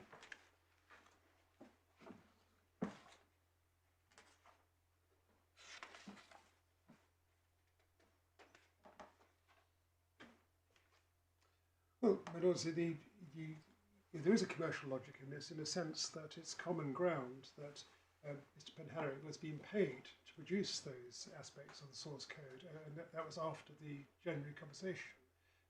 So that was within this company's employment. So it's commercial logic for the defendant to have the benefit of what it's paid for. It should be treated as the owner of that, and then this is a confirmation by Mr. Penhallurick that whatever else I own, I accept, I confirm, I don't own the rights in the access code or the other material I wrote whilst at MD5. So there's a commercial logic in that. Now, it also means that as far as Mr. Penhallurick's concerned, he's still got his core software, which is the thing which he had created, and there's nothing to stop him using that, selling that to some other party who may wish to exploit it. And that other person can equally well come up with their own security and licensing modules to allow it to be accessed. So the two are divisible in that sense. So it makes perfect sense from my client's viewpoint to protect his copyright work whilst accepting that the defendant has the rights in what it paid for. so far as the defendant is concerned, it has its license to use these, which is the agreement it entered into that it would pay this stage, of course, it's a bonus, isn't it? It is entitled to use these because it's got the license from Mr. Penhallurick, and it's getting his confirmation he won't change the access codes without their consent.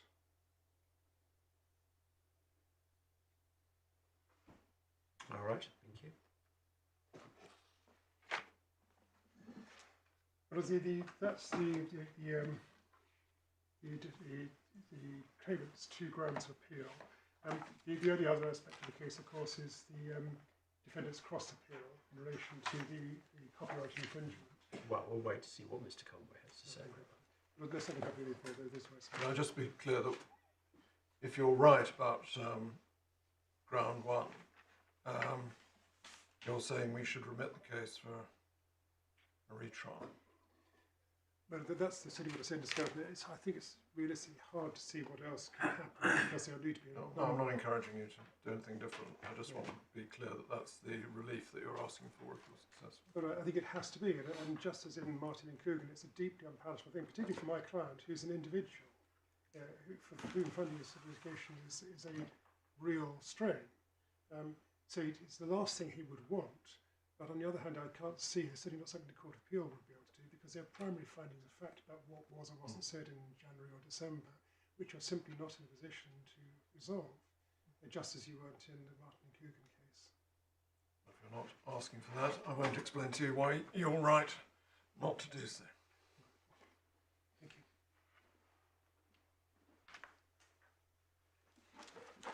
Yes, Mr. Conway.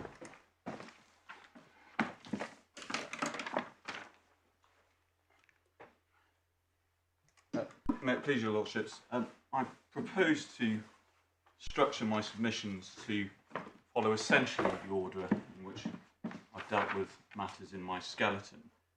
So I firstly just want to go over some of the background, in particular to the late disclosure of source code that my learned friend obviously refers to extensively, and just to show your lordships some of the evidence on that, particularly that of Mr. Clark, although our learned friend has done that, some of that already, and I'll then come on and address your lordships on the detailed points under grounds 1 and 2 of my learned friend's appeal, before coming on to the what I do anticipate will be the short matter of the cross appeal. But my lords, just before I come on to the arguments in detail, I just wanted to start by setting out a couple of overarching points as to the nature of the burden that my learned friend acknowledges that he faces in inviting your lordships to revisit the judge's findings of fact, in particular in relation to ground 1.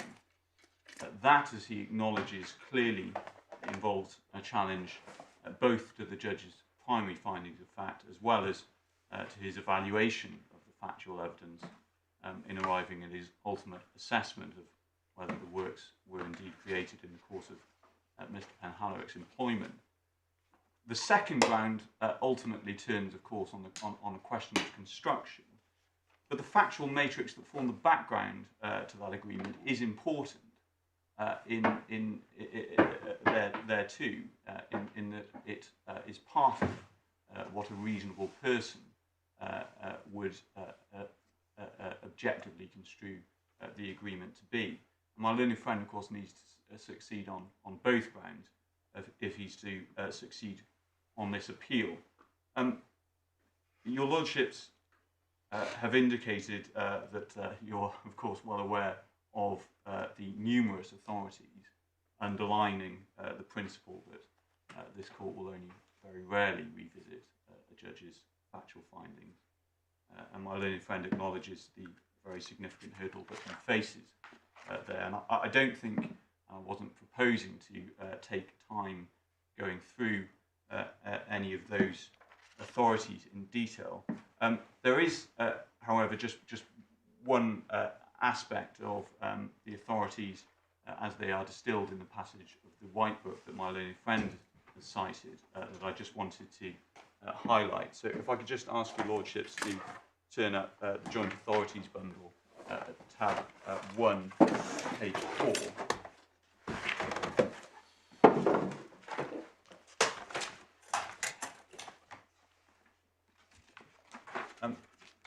And what I just wanted to stress was paragraph, it's about the third paragraph down, which is the guidance in relation to the expression of a judge's reasons. And as explained here by Sir James Munby in Re C, the reasons for a judgment will always be capable of being better expressed. A judge's reasons should be read on the assumption that the judge knew, unless they've demonstrated to the contrary, how they should perform their functions, which matters they should take into account. An appellate court should resist the temptation to subvert the principle that they should not substitute their own discretion for that of the trial judge by a narrow textual analysis which enables them to claim that they misdirected themselves. I think their final they being the judge. And I just emphasise that last point because there is in my submission something of a theme in my learned friend's appeal, or aspects of it at least, that because the judge is not explicitly referred to a point in giving his reasons, he has therefore fallen into error by not taking it into account. And a good example, which was the one my learned friend actually I think ultimately acknowledged, is the copyright notices on the software, something the judge plainly had in mind because he dealt with them in dealing with the effect of Section 104 of the 1988 Act, because he didn't mention them specifically in giving his reasons on the course of employment. And I think my learned friend highlights it in particular in relation to the first and second works. My learned friend says we must have omitted to take them into account, or at least failed to place proper weight on them. And we said that's just not right. The presumption is that the judge has taken into account relevant matters. Well, yes, but how far does that take you? Because you're absolutely right to say that he was plainly aware of them because he deals with them in the context of Section 104. But the judge was faced with a situation where the copyright notices were being relied upon as objective evidence supportive of the claimant's claim. And he doesn't give any reason for saying that they're not supportive of the claimant's claim on the facts. That's right, my lord. And the point I'm making is that the fact that the judge didn't specifically articulate any reason in that passage of his judgment doesn't mean that they were not part of his of the overall factual matrix that was in his mind when he came to his overall factual assessment on the issue, of course, of employment, which is, of course, a multifactorial one, in which the judge was balancing multiple factors. Well, to be sure, but that's why I think you were right to distinguish when you started between the primary findings of fact and the multifactorial assessment. Absolutely. If it's a question of the multifactorial assessment, then we start from the presumption that he's taken in the things that he should have taken into account and not the things he shouldn't have done. But this one is directed to the primary findings of fact before you get to the multifactorial assessment. Well, my lord, then I think my submission is limited to the overall factual findings. I think my learned friend relies on the copyright notices at several points in the skeleton. He also relies them in relation to the third work. And as I'll come on and show, they're not supportive of his case anyway. But I just wanted to make the general point. To some extent, although I accept that this clearly is a factual finding, the same goes for the judge's reasons in making the determination he did as to the reliability of the source code. So I'll show your lordships that there was the evidence that there was as to their reliability, and where I took him through some of that in closing, and that we say was all matter that he had in mind when he made his determination that they were ultimately not something that he could place reliance on. So that was just the one point I wanted to highlight. And my learned friend relies on Martin and Cogan as an example of where the court nevertheless took the view that a judge's assessment of factual evidence was sufficiently flawed. But my lord, in my submission, we're miles from that case here. and that will become apparent in the course of my submissions. But I just wanted to draw out some of what we see as the key differences by way of highlighting how far we are from that case, and some of which were things that my learned friend took me through, so I'm not going to go back to the authority. But just summarising that, firstly, the Court of Appeal found in Cogan that the judge had made significant errors of principle, which then bled into his factual analysis. One example of that was that he'd wrongly identified a distinction between primary and secondary types of skill in relation to authorship. The court found that was wrong and found that it was likely to have fed into his overall assessment of the evidence as to the respective contributions to the screenplay in question. Another example was that he misinterpreted the observations of Mr. Justice Leggett in Guessman and Credit Suisse as justifying a sort of approach where he considered himself entitled to place little, if any, reliance on personal recollections and instead to base factual findings solely on documentary evidence or known or probable facts. The second key issue which my learned friend did highlight was that in Cogan, the judge was criticised for simply ignoring large parts of Miss Cogan's evidence in that case, and in particular what was referred to as Annex A, which was an annex to her witness statement, where she set out details of her non-textual contributions to the screenplay in question. So that was served alongside her witness statement, signed with a statement of truth, and yet at trial the court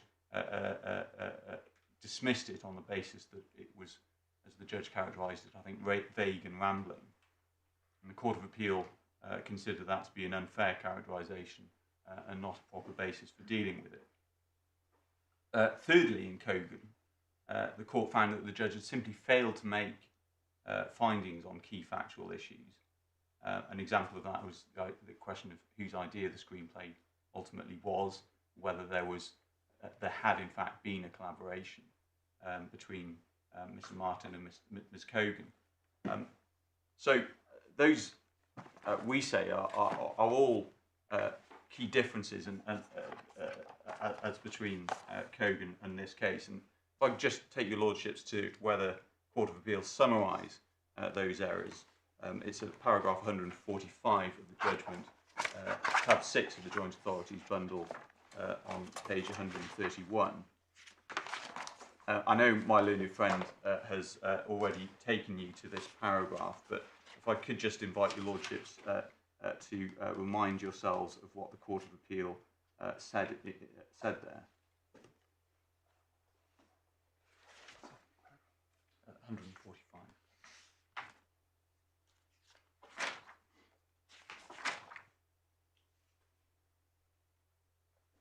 So, my lords, in my submission, Martin and Cogan was a highly unusual case in which, as is recorded here, the judge was found to have made significant errors of principle, failed to make key findings of fact, as well as having ignored tracts of evidence that the Court of Appeal considered highly material. And even then, as your lordships will see here, the court expressed great reluctance in coming to the view that the errors were nevertheless significant enough to justify a revisiting of his factual findings. So it is by no means to be seen as diluting that well-established principle that an appellate court shouldn't interfere with findings of that nature except in limited circumstances. And I do stress, as the court acknowledged in Cogan, that ought to apply with particular force to a two-day trial held in the IPEC, and thus within the constraint of that short-form procedure. And as it will become clear in the course of my submissions, my learned friend here points to no error of law, no error of principle in the judge's approach to the evidence. He attacks the judgment for what he identifies as failures to take into account various matters that he says were material. But for the most part, my lords, those arguments are really thinly disguised attacks on the weight that the judge placed on different factors in forming his overall assessment. And so he says that the judge should have placed more weight on the advice, for example, that Mr. Penhallurick got from Cranfield University about copyright ownership. Or he says that the judge failed to give sufficient weight to some of Mr. Penhallurick's written evidence about when software was created, in contrast to his clear oral evidence, which we do say contradicted some of that written evidence, and I'll make that clear to your lordships. Or otherwise they proceed on that false assumption that a matter not expressly mentioned hasn't been taken into account. And in my submission, the judge plainly did properly deal with both the written and oral evidence of the various witnesses, as well as the documentary evidence informing his conclusion. And I'll show you lordships that in the course of my submissions. One factor that my learned friend clearly places a great deal of weight on is the judge's treatment of the disclosed source code. And I'll deal with that disclosure more fully. But just to summarise for your lordship some of the problems that the judge was faced with in trying to deal with it. It clearly included very extensive materials of what were, in my submission, clearly a technical nature. They'd come into the case very late in the day, and the judge didn't have the benefit of independent expert evidence in relation to them. They included what my learned friend has shown you and described as metadata, but that was provided in a form that couldn't be independently verified. There was no evidence given as to the method by which it was said to have been extracted from those underlying files, which were just said to be no longer readable.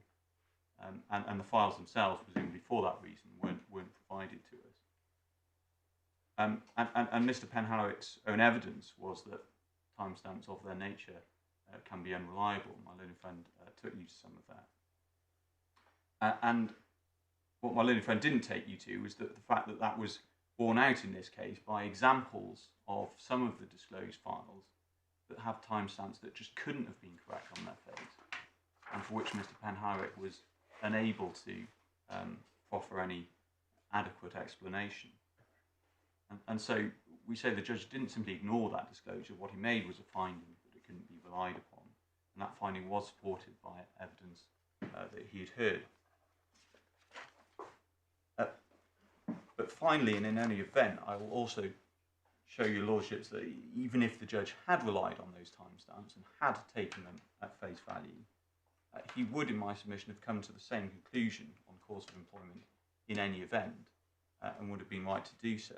And in brief, that's because the source code that my learned friend says dates from September, as your lordships have now seen, was not what he said was the first work pleaded. And it was only much later that he said what he did clearly describe, he made what he clearly described as his first attempt at an automated methodology. As to the source code said to date from December, well, my learned friend took you to some of that, but the judge did find that that would have been written in circumstances that would have fallen within Mr. Penhallurick's scope of employment. And as I'll show you, lordships, on the judge's findings, that would have been true even if he had started on that code before he'd been expressly asked to by his managers that conversation. So my learned friend sees the date of that conversation between MD5 and Mr. Penhallurick as crucial. We say that actually on the approach that the judge adopted, we say it was the right approach, even if the first steps towards what Mr. Penhallurick characterises as first attempt at an automated methodology took place before any explicit conversation, we say it still would have been within the course of his employment. And so none of this, we say, takes my learned friend anywhere towards meeting the very high hurdle that he must do to persuade your lordships that the judge's findings can be revisited. So, my lords, those were just some of the sort of overarching points I wanted to highlight at the outset.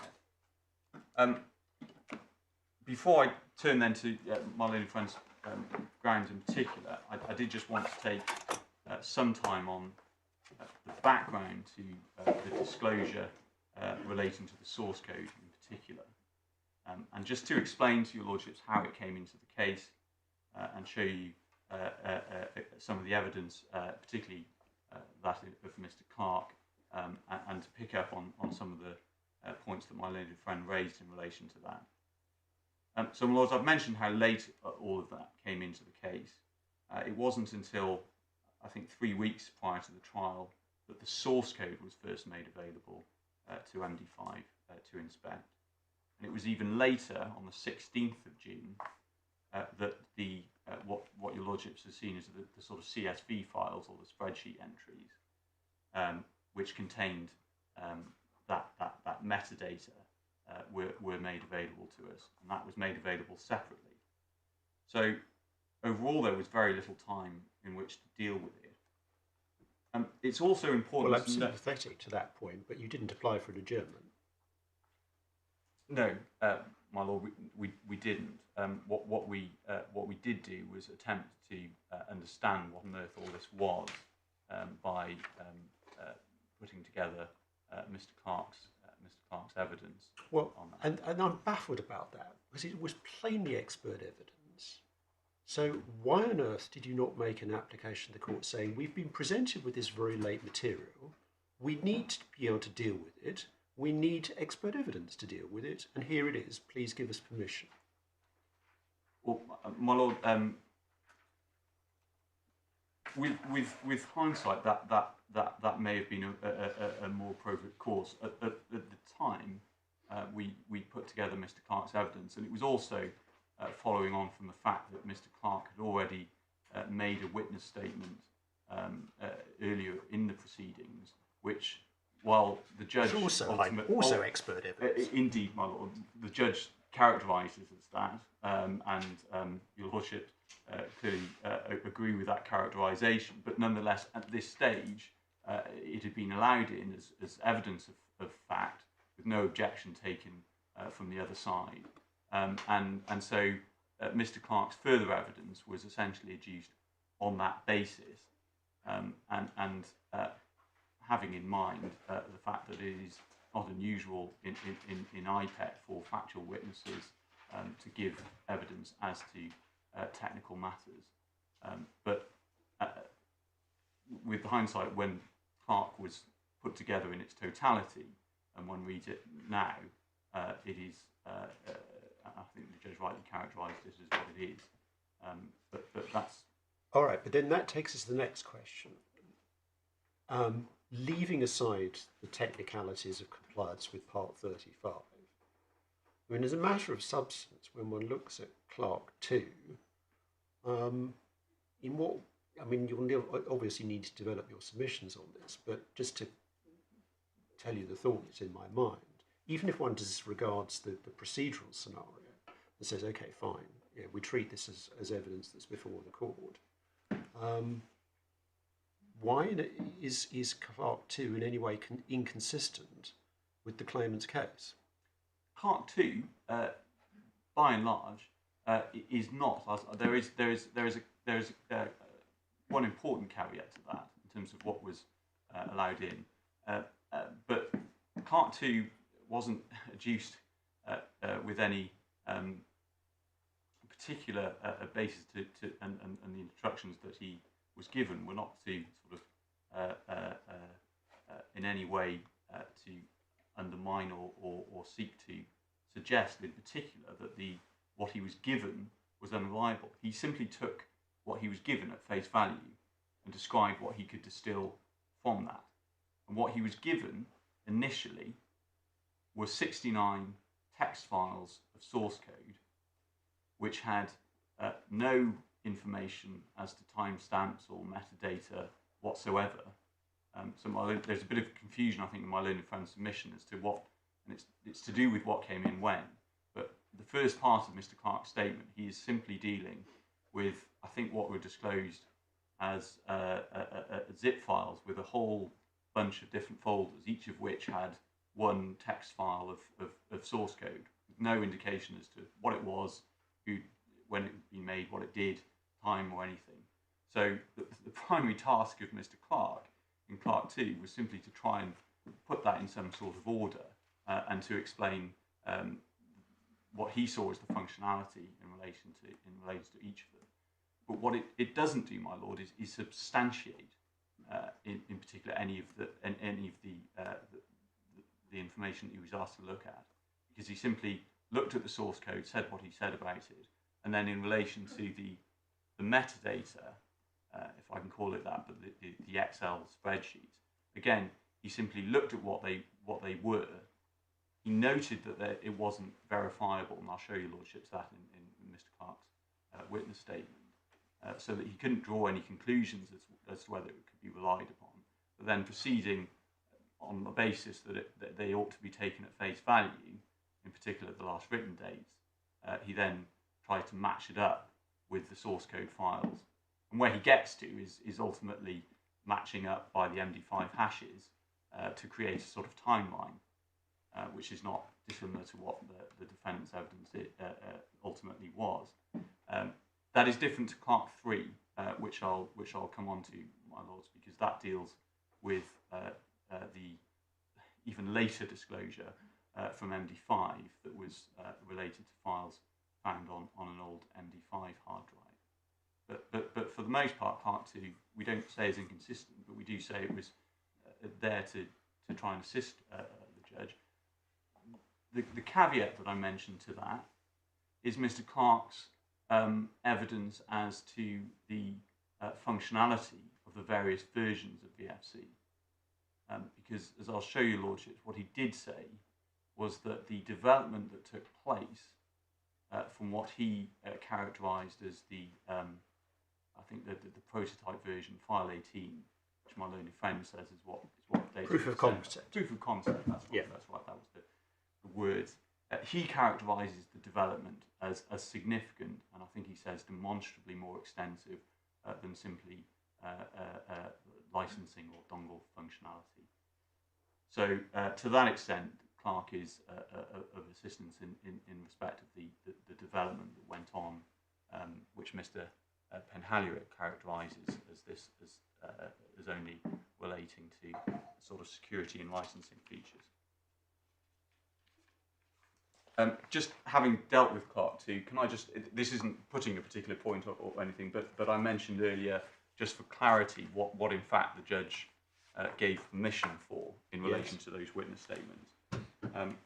So, in fact, can I show you, your lordships, firstly, the judgment under which this all came in. That is at tab 30 of the supplementary bundle. And if your lordships could turn to... No, sorry, yes, it is 30. I turned up the wrong reference. And it's page 451. So your lordship see it at 16. I'm persuaded it's referring to the source code. Persuaded it's possible that these documents not put before the court and explained by Mr. Clark, and the trial is liable to go ahead without key information. In the end, that's an overriding consideration. For that reason, I think in the circumstances of this case, do qualify as exceptional. I'll allow the evidence in, and allow Mr. Clark and the claimant to comment on it. And then there's that comment that he makes that this may impose an unfairness. Adjournments are almost never permitted, but nonetheless, I'll hear submissions from the claimant in that regard. So at this stage, just to note, there was at least an offering by the judge of submissions on whether, in fact, that ought to happen. And it was a proposition that was roundly rejected by the claimant. So just wanted to highlight that. But that's the judgment. And then the orders under which they came in, I have here. So if I could hand up.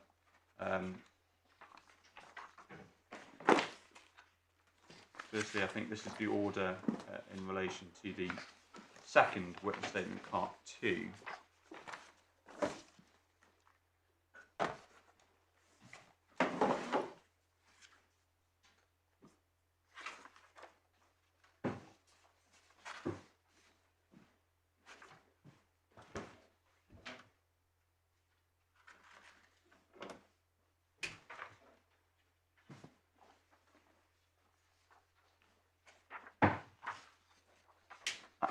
And really, this is just clarifying that point that I felt I ought to raise earlier. The defendant, in paragraph 2, defendant's given permission to rely on the following paragraphs of Part 2 and exhibits thereto, and the particular paragraphs are identified. So, let me give you. And I'm sorry, my lords, this was the order for Part 3. This doesn't really show anything, but I just, in particular, but just to show, again, so your lordships have it. Well, can you explain this? Because the order bears out what you said to us earlier, namely that it was identified paragraphs. But where on earth does that come from? Because there's no mention of identified paragraphs in the transcript of the judgment. On the contrary, the judge says at paragraph 11, he's not in a position to draw the line. So, where does this come from? It was a concession made in correspondence that we didn't seek to rely on those paragraphs in advance of the application. Oh, I see. So right. we had specifically said to the other side that we were no longer seeking to rely on those paragraphs. That was rejected. That's very helpful. Thank you. That now it all becomes a bit clearer. Right. So when the judge says you'd applied to rely on this sorry, there was an application to exclude Clerk 2 in toto, and you had already said by this time that you weren't going to rely on some of it anyway. Indeed. Thank you. So that was really just as an aside, just so your lordships have it. And I've discussed with your lordships the fact that we only got the timestamps later, and in fact, if I just show you lordships, I mean you've seen it now, of course, but just by reference to tab 1 of supplementary bundle 1, just to show you what I mean.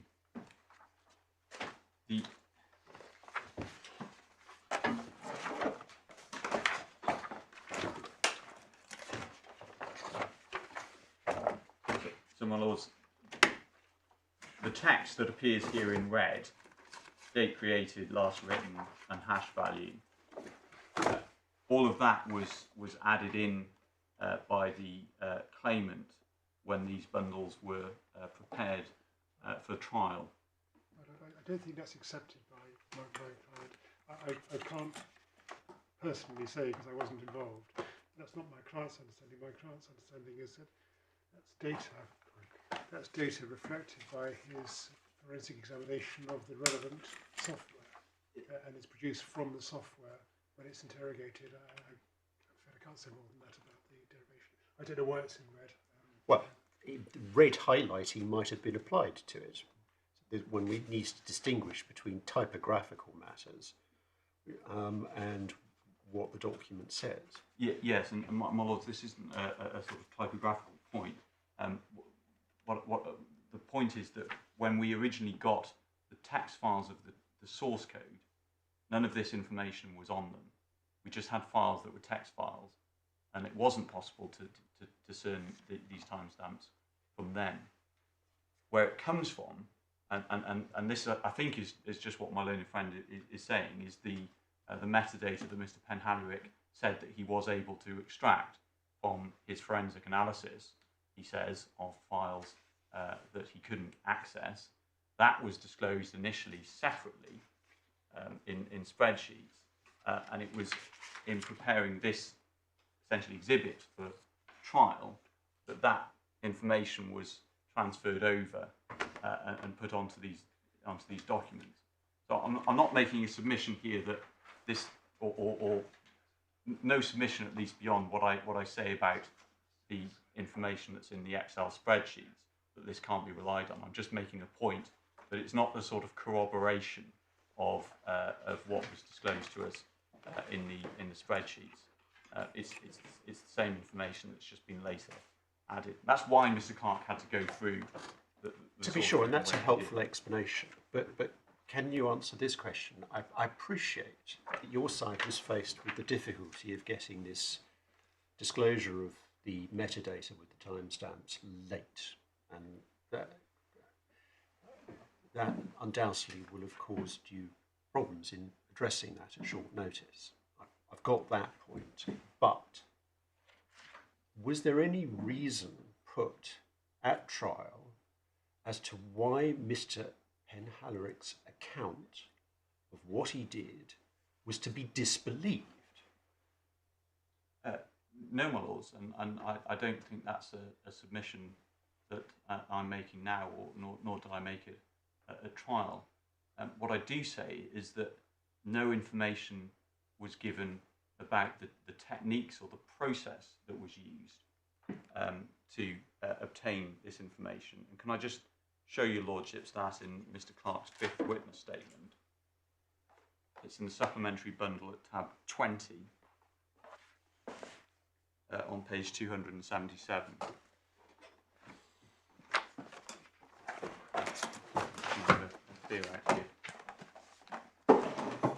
Sorry, not Mr. Clark's fifth witness statement. Sorry, I beg your pardon, Mr. Penhallurick's fifth witness statement. So tab 20, 277.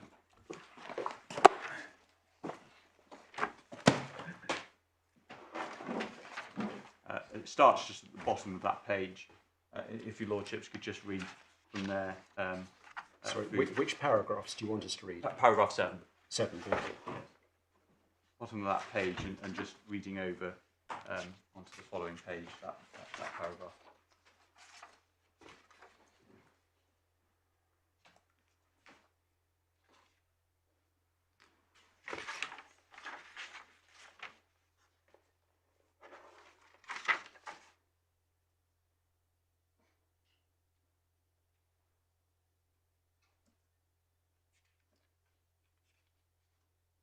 So the only point I was making, my lords, is that it's just not described how he did this,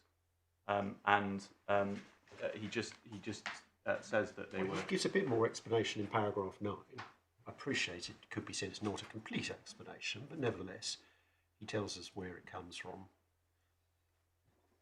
and what the information is. Yes, he explains what the information is. The point is that these files are described as no longer readable, and he just says, I was able to extract metadata. So there's right, no... But Mr. Clark explained to us in his statement that he was familiar with Microsoft Visual Studio, had a lot of experience with it, and he never suggested you couldn't do this kind of exercise. Not only that, he expressly said, well, in my experience, the last written dates are generally reliable. Yes, but that is after metadata has been extracted. And my lords, one must remember that what we got was not metadata, it was the product of this extraction process that was then put into a file on the spreadsheet. So the black box, if you like, is just how one is able to extract the underlying metadata from files which are no longer readable. We just didn't have any information about that. And as to that, can I just show you paragraph 63 of Mr. Clark's second witness statement? Page 321.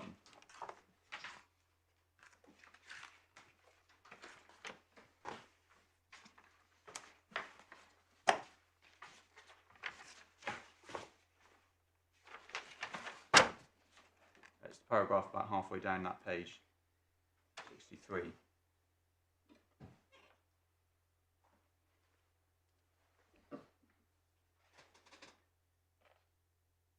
So he doesn't say anything about what was given to him other than that he couldn't objectively verify them. They were just a spreadsheet. There was nothing that he could do to verify them or allow their provenance. That's no doubt an appropriately cautious thing for a witness in his position to say, but never the point comes back. What material is there to suggest that the material is bogus? And in relation to this process, there's none. I'm simply pointing to the lack of any information about the process that was by which these files were obtained. It's one thing to say, I can't confirm provenance, It's another thing altogether to say provenance is suspect. Well, indeed, I will be showing your lordships the evidence in relation to the timestamps inherently, and some of the files in particular, that it was just very difficult to understand how particular timestamps had arisen. So there is that evidence, and then on a separate point, but Mr. Clark's evidence, Mr. Penhallurick's own evidence as to generally the reliability of timestamp data more generally is also an issue. So I'm just pointing to the fact that we simply didn't have information as to how this metadata ultimately was obtained. We couldn't verify it independently. We didn't have the underlying files that would allow the process by which Mr. Penhallurick extracted this data to be duplicated and verified in that way. Did you ask for it? I believe we did, and I was looking over the short adjournment for whether we had. Don't so worry this now. isn't in the Don't worry bundles. now, if you can find it. There's a letter that I'll hand up where we did ask for underlying files. But I should say, and your lordships will see it on the correspondence, the response to that was that we got just the spreadsheets, the CSV files in the. So this correspondence was actually in between the initial disclosure of just source code, which was what Mr. Clark was initially looking at, and then we got the Excel files, the spreadsheets, but not the actual underlying files that we'd asked for.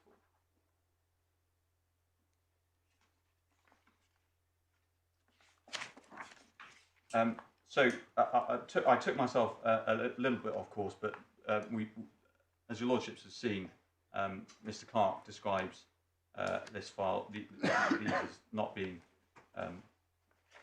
capable of being independently verified in that way, and I just really wanted to show your lordships some of that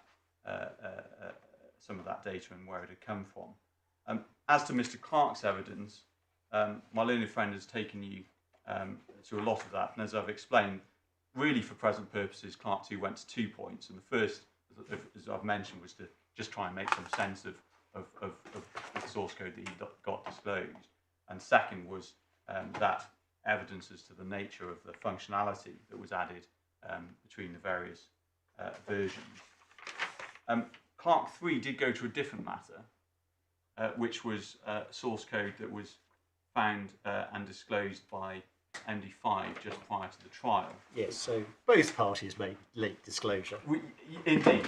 Not an uncommon scenario. No, it's not, and I think I'm not sure if all of the documents are in the bundles on this, but I think what was Mr. Boyd found this hard drive, and it was also by being able to search.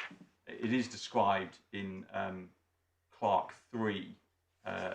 To the extent that he was informed of it in paragraphs 16 through to 22. Just for your lordship's note, that's at supplementary bundle tab 25, 344 to 346.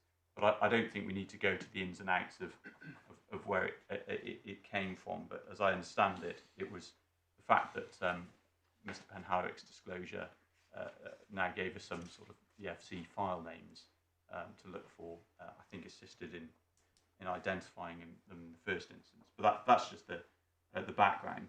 The material was found in what's described as a client-side cache, which Mr. Clark says is essentially a temporary copy of a user's profile when they log into a computer. And the whole process, and this sort of just goes to the point that I was just discussing with your lordships, the process to extract the files from that underlying computer was quite involved, and actually a lot of Clark 3 is just identifying the steps that he went through, using in fact a later version of VFC to create a forensic image of the underlying files. And I wasn't going to go to that, but just to mention it, it was quite a detailed step-by-step process he had to involve, that by the way was objected to by the claimant at the time as being experiments, as well as expert evidence generally. So the process, which isn't described at all in Mr. Penhallurick's evidence, is not a straightforward one, and indeed even was characterised by the claimant as matters akin to experiment. But what, in any event, what Mr. Clark identifies, and I'll come back to the evidence in more detail, but just so your lordships have it in mind, what he identifies is that many files located on that MD5 hard drive appeared to be identical to files that were disclosed by Mr. Penhallurick, but they had different timestamps dating from the 18th of January onwards, and that included, as my learned friend has mentioned, the source code that has the September date in Mr. Penhallurick's disclosure. And I'll just show you, lordships, the evidence on that in the course of my submissions. At present, I just wanted to give an overview of what the evidence was. And my learned friend has shown you where the judge dealt with that in his judgment at paragraphs 38 to 39. So I don't think I need to go to that. I think our position in relation to the evidence of Mr. Clark is rather similar to what was the position that my learned friend ultimately adopted. In that the judge's conclusion, in fact, it's probably worth having paragraph 39 of the judgment in front of your lordships, just to be as clear as it's possible to be on what the judge said about all of this.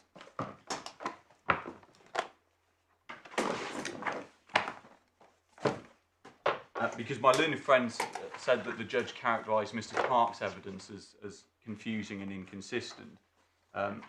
He didn't. What he says at 39 is that it was submitted to him that Mr. Penhallurick's late filed documents contained too much confusion and inconsistency for him to place any weight on them. He agrees with that. And then on that basis, he found none of them of any assistance in resolving anything.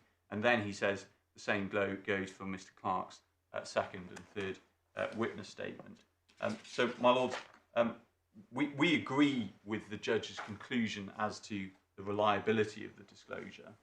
And so we say that given Mr. Clark's evidence was intended to explain that, we take no issue with the judge not having regard to it, having decided that he couldn't rely on the underlying disclosure itself. But we do say, and I think this is my learned friend's position as well, that if one is going to look at this disclosure, and if the judge had decided that it might be some assistance, it needs to be properly considered in its totality, including MD5's disclosure as well, and Mr. Clark's evidence in relation to it. So I do rely on parts of Mr. Clark's evidence in that respect.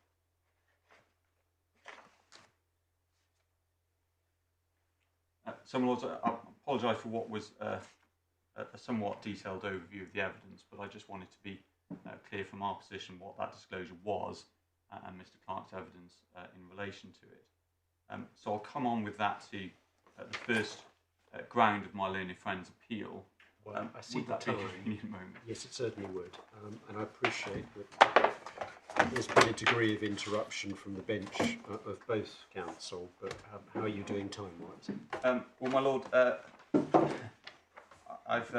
was going to say I've made a start. I've developed the concept of my submission. I am doing reasonably well for time. I think I will go relatively quickly actually through my notes tomorrow. So although it looks like I haven't got that far, I would be relatively. I think I can easily finish by lunchtime. I hope I'm not overstating my position there, but I would expect to. All right.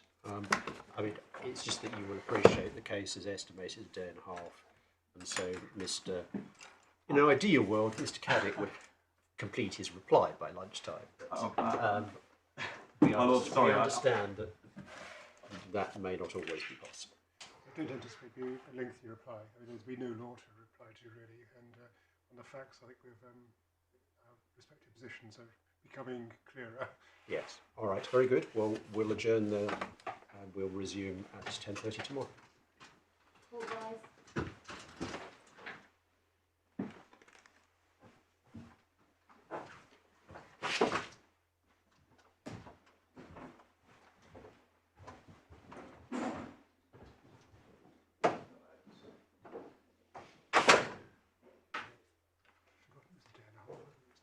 it was 2 days. I think Yeah, so. yeah, yeah. Okay. Which I think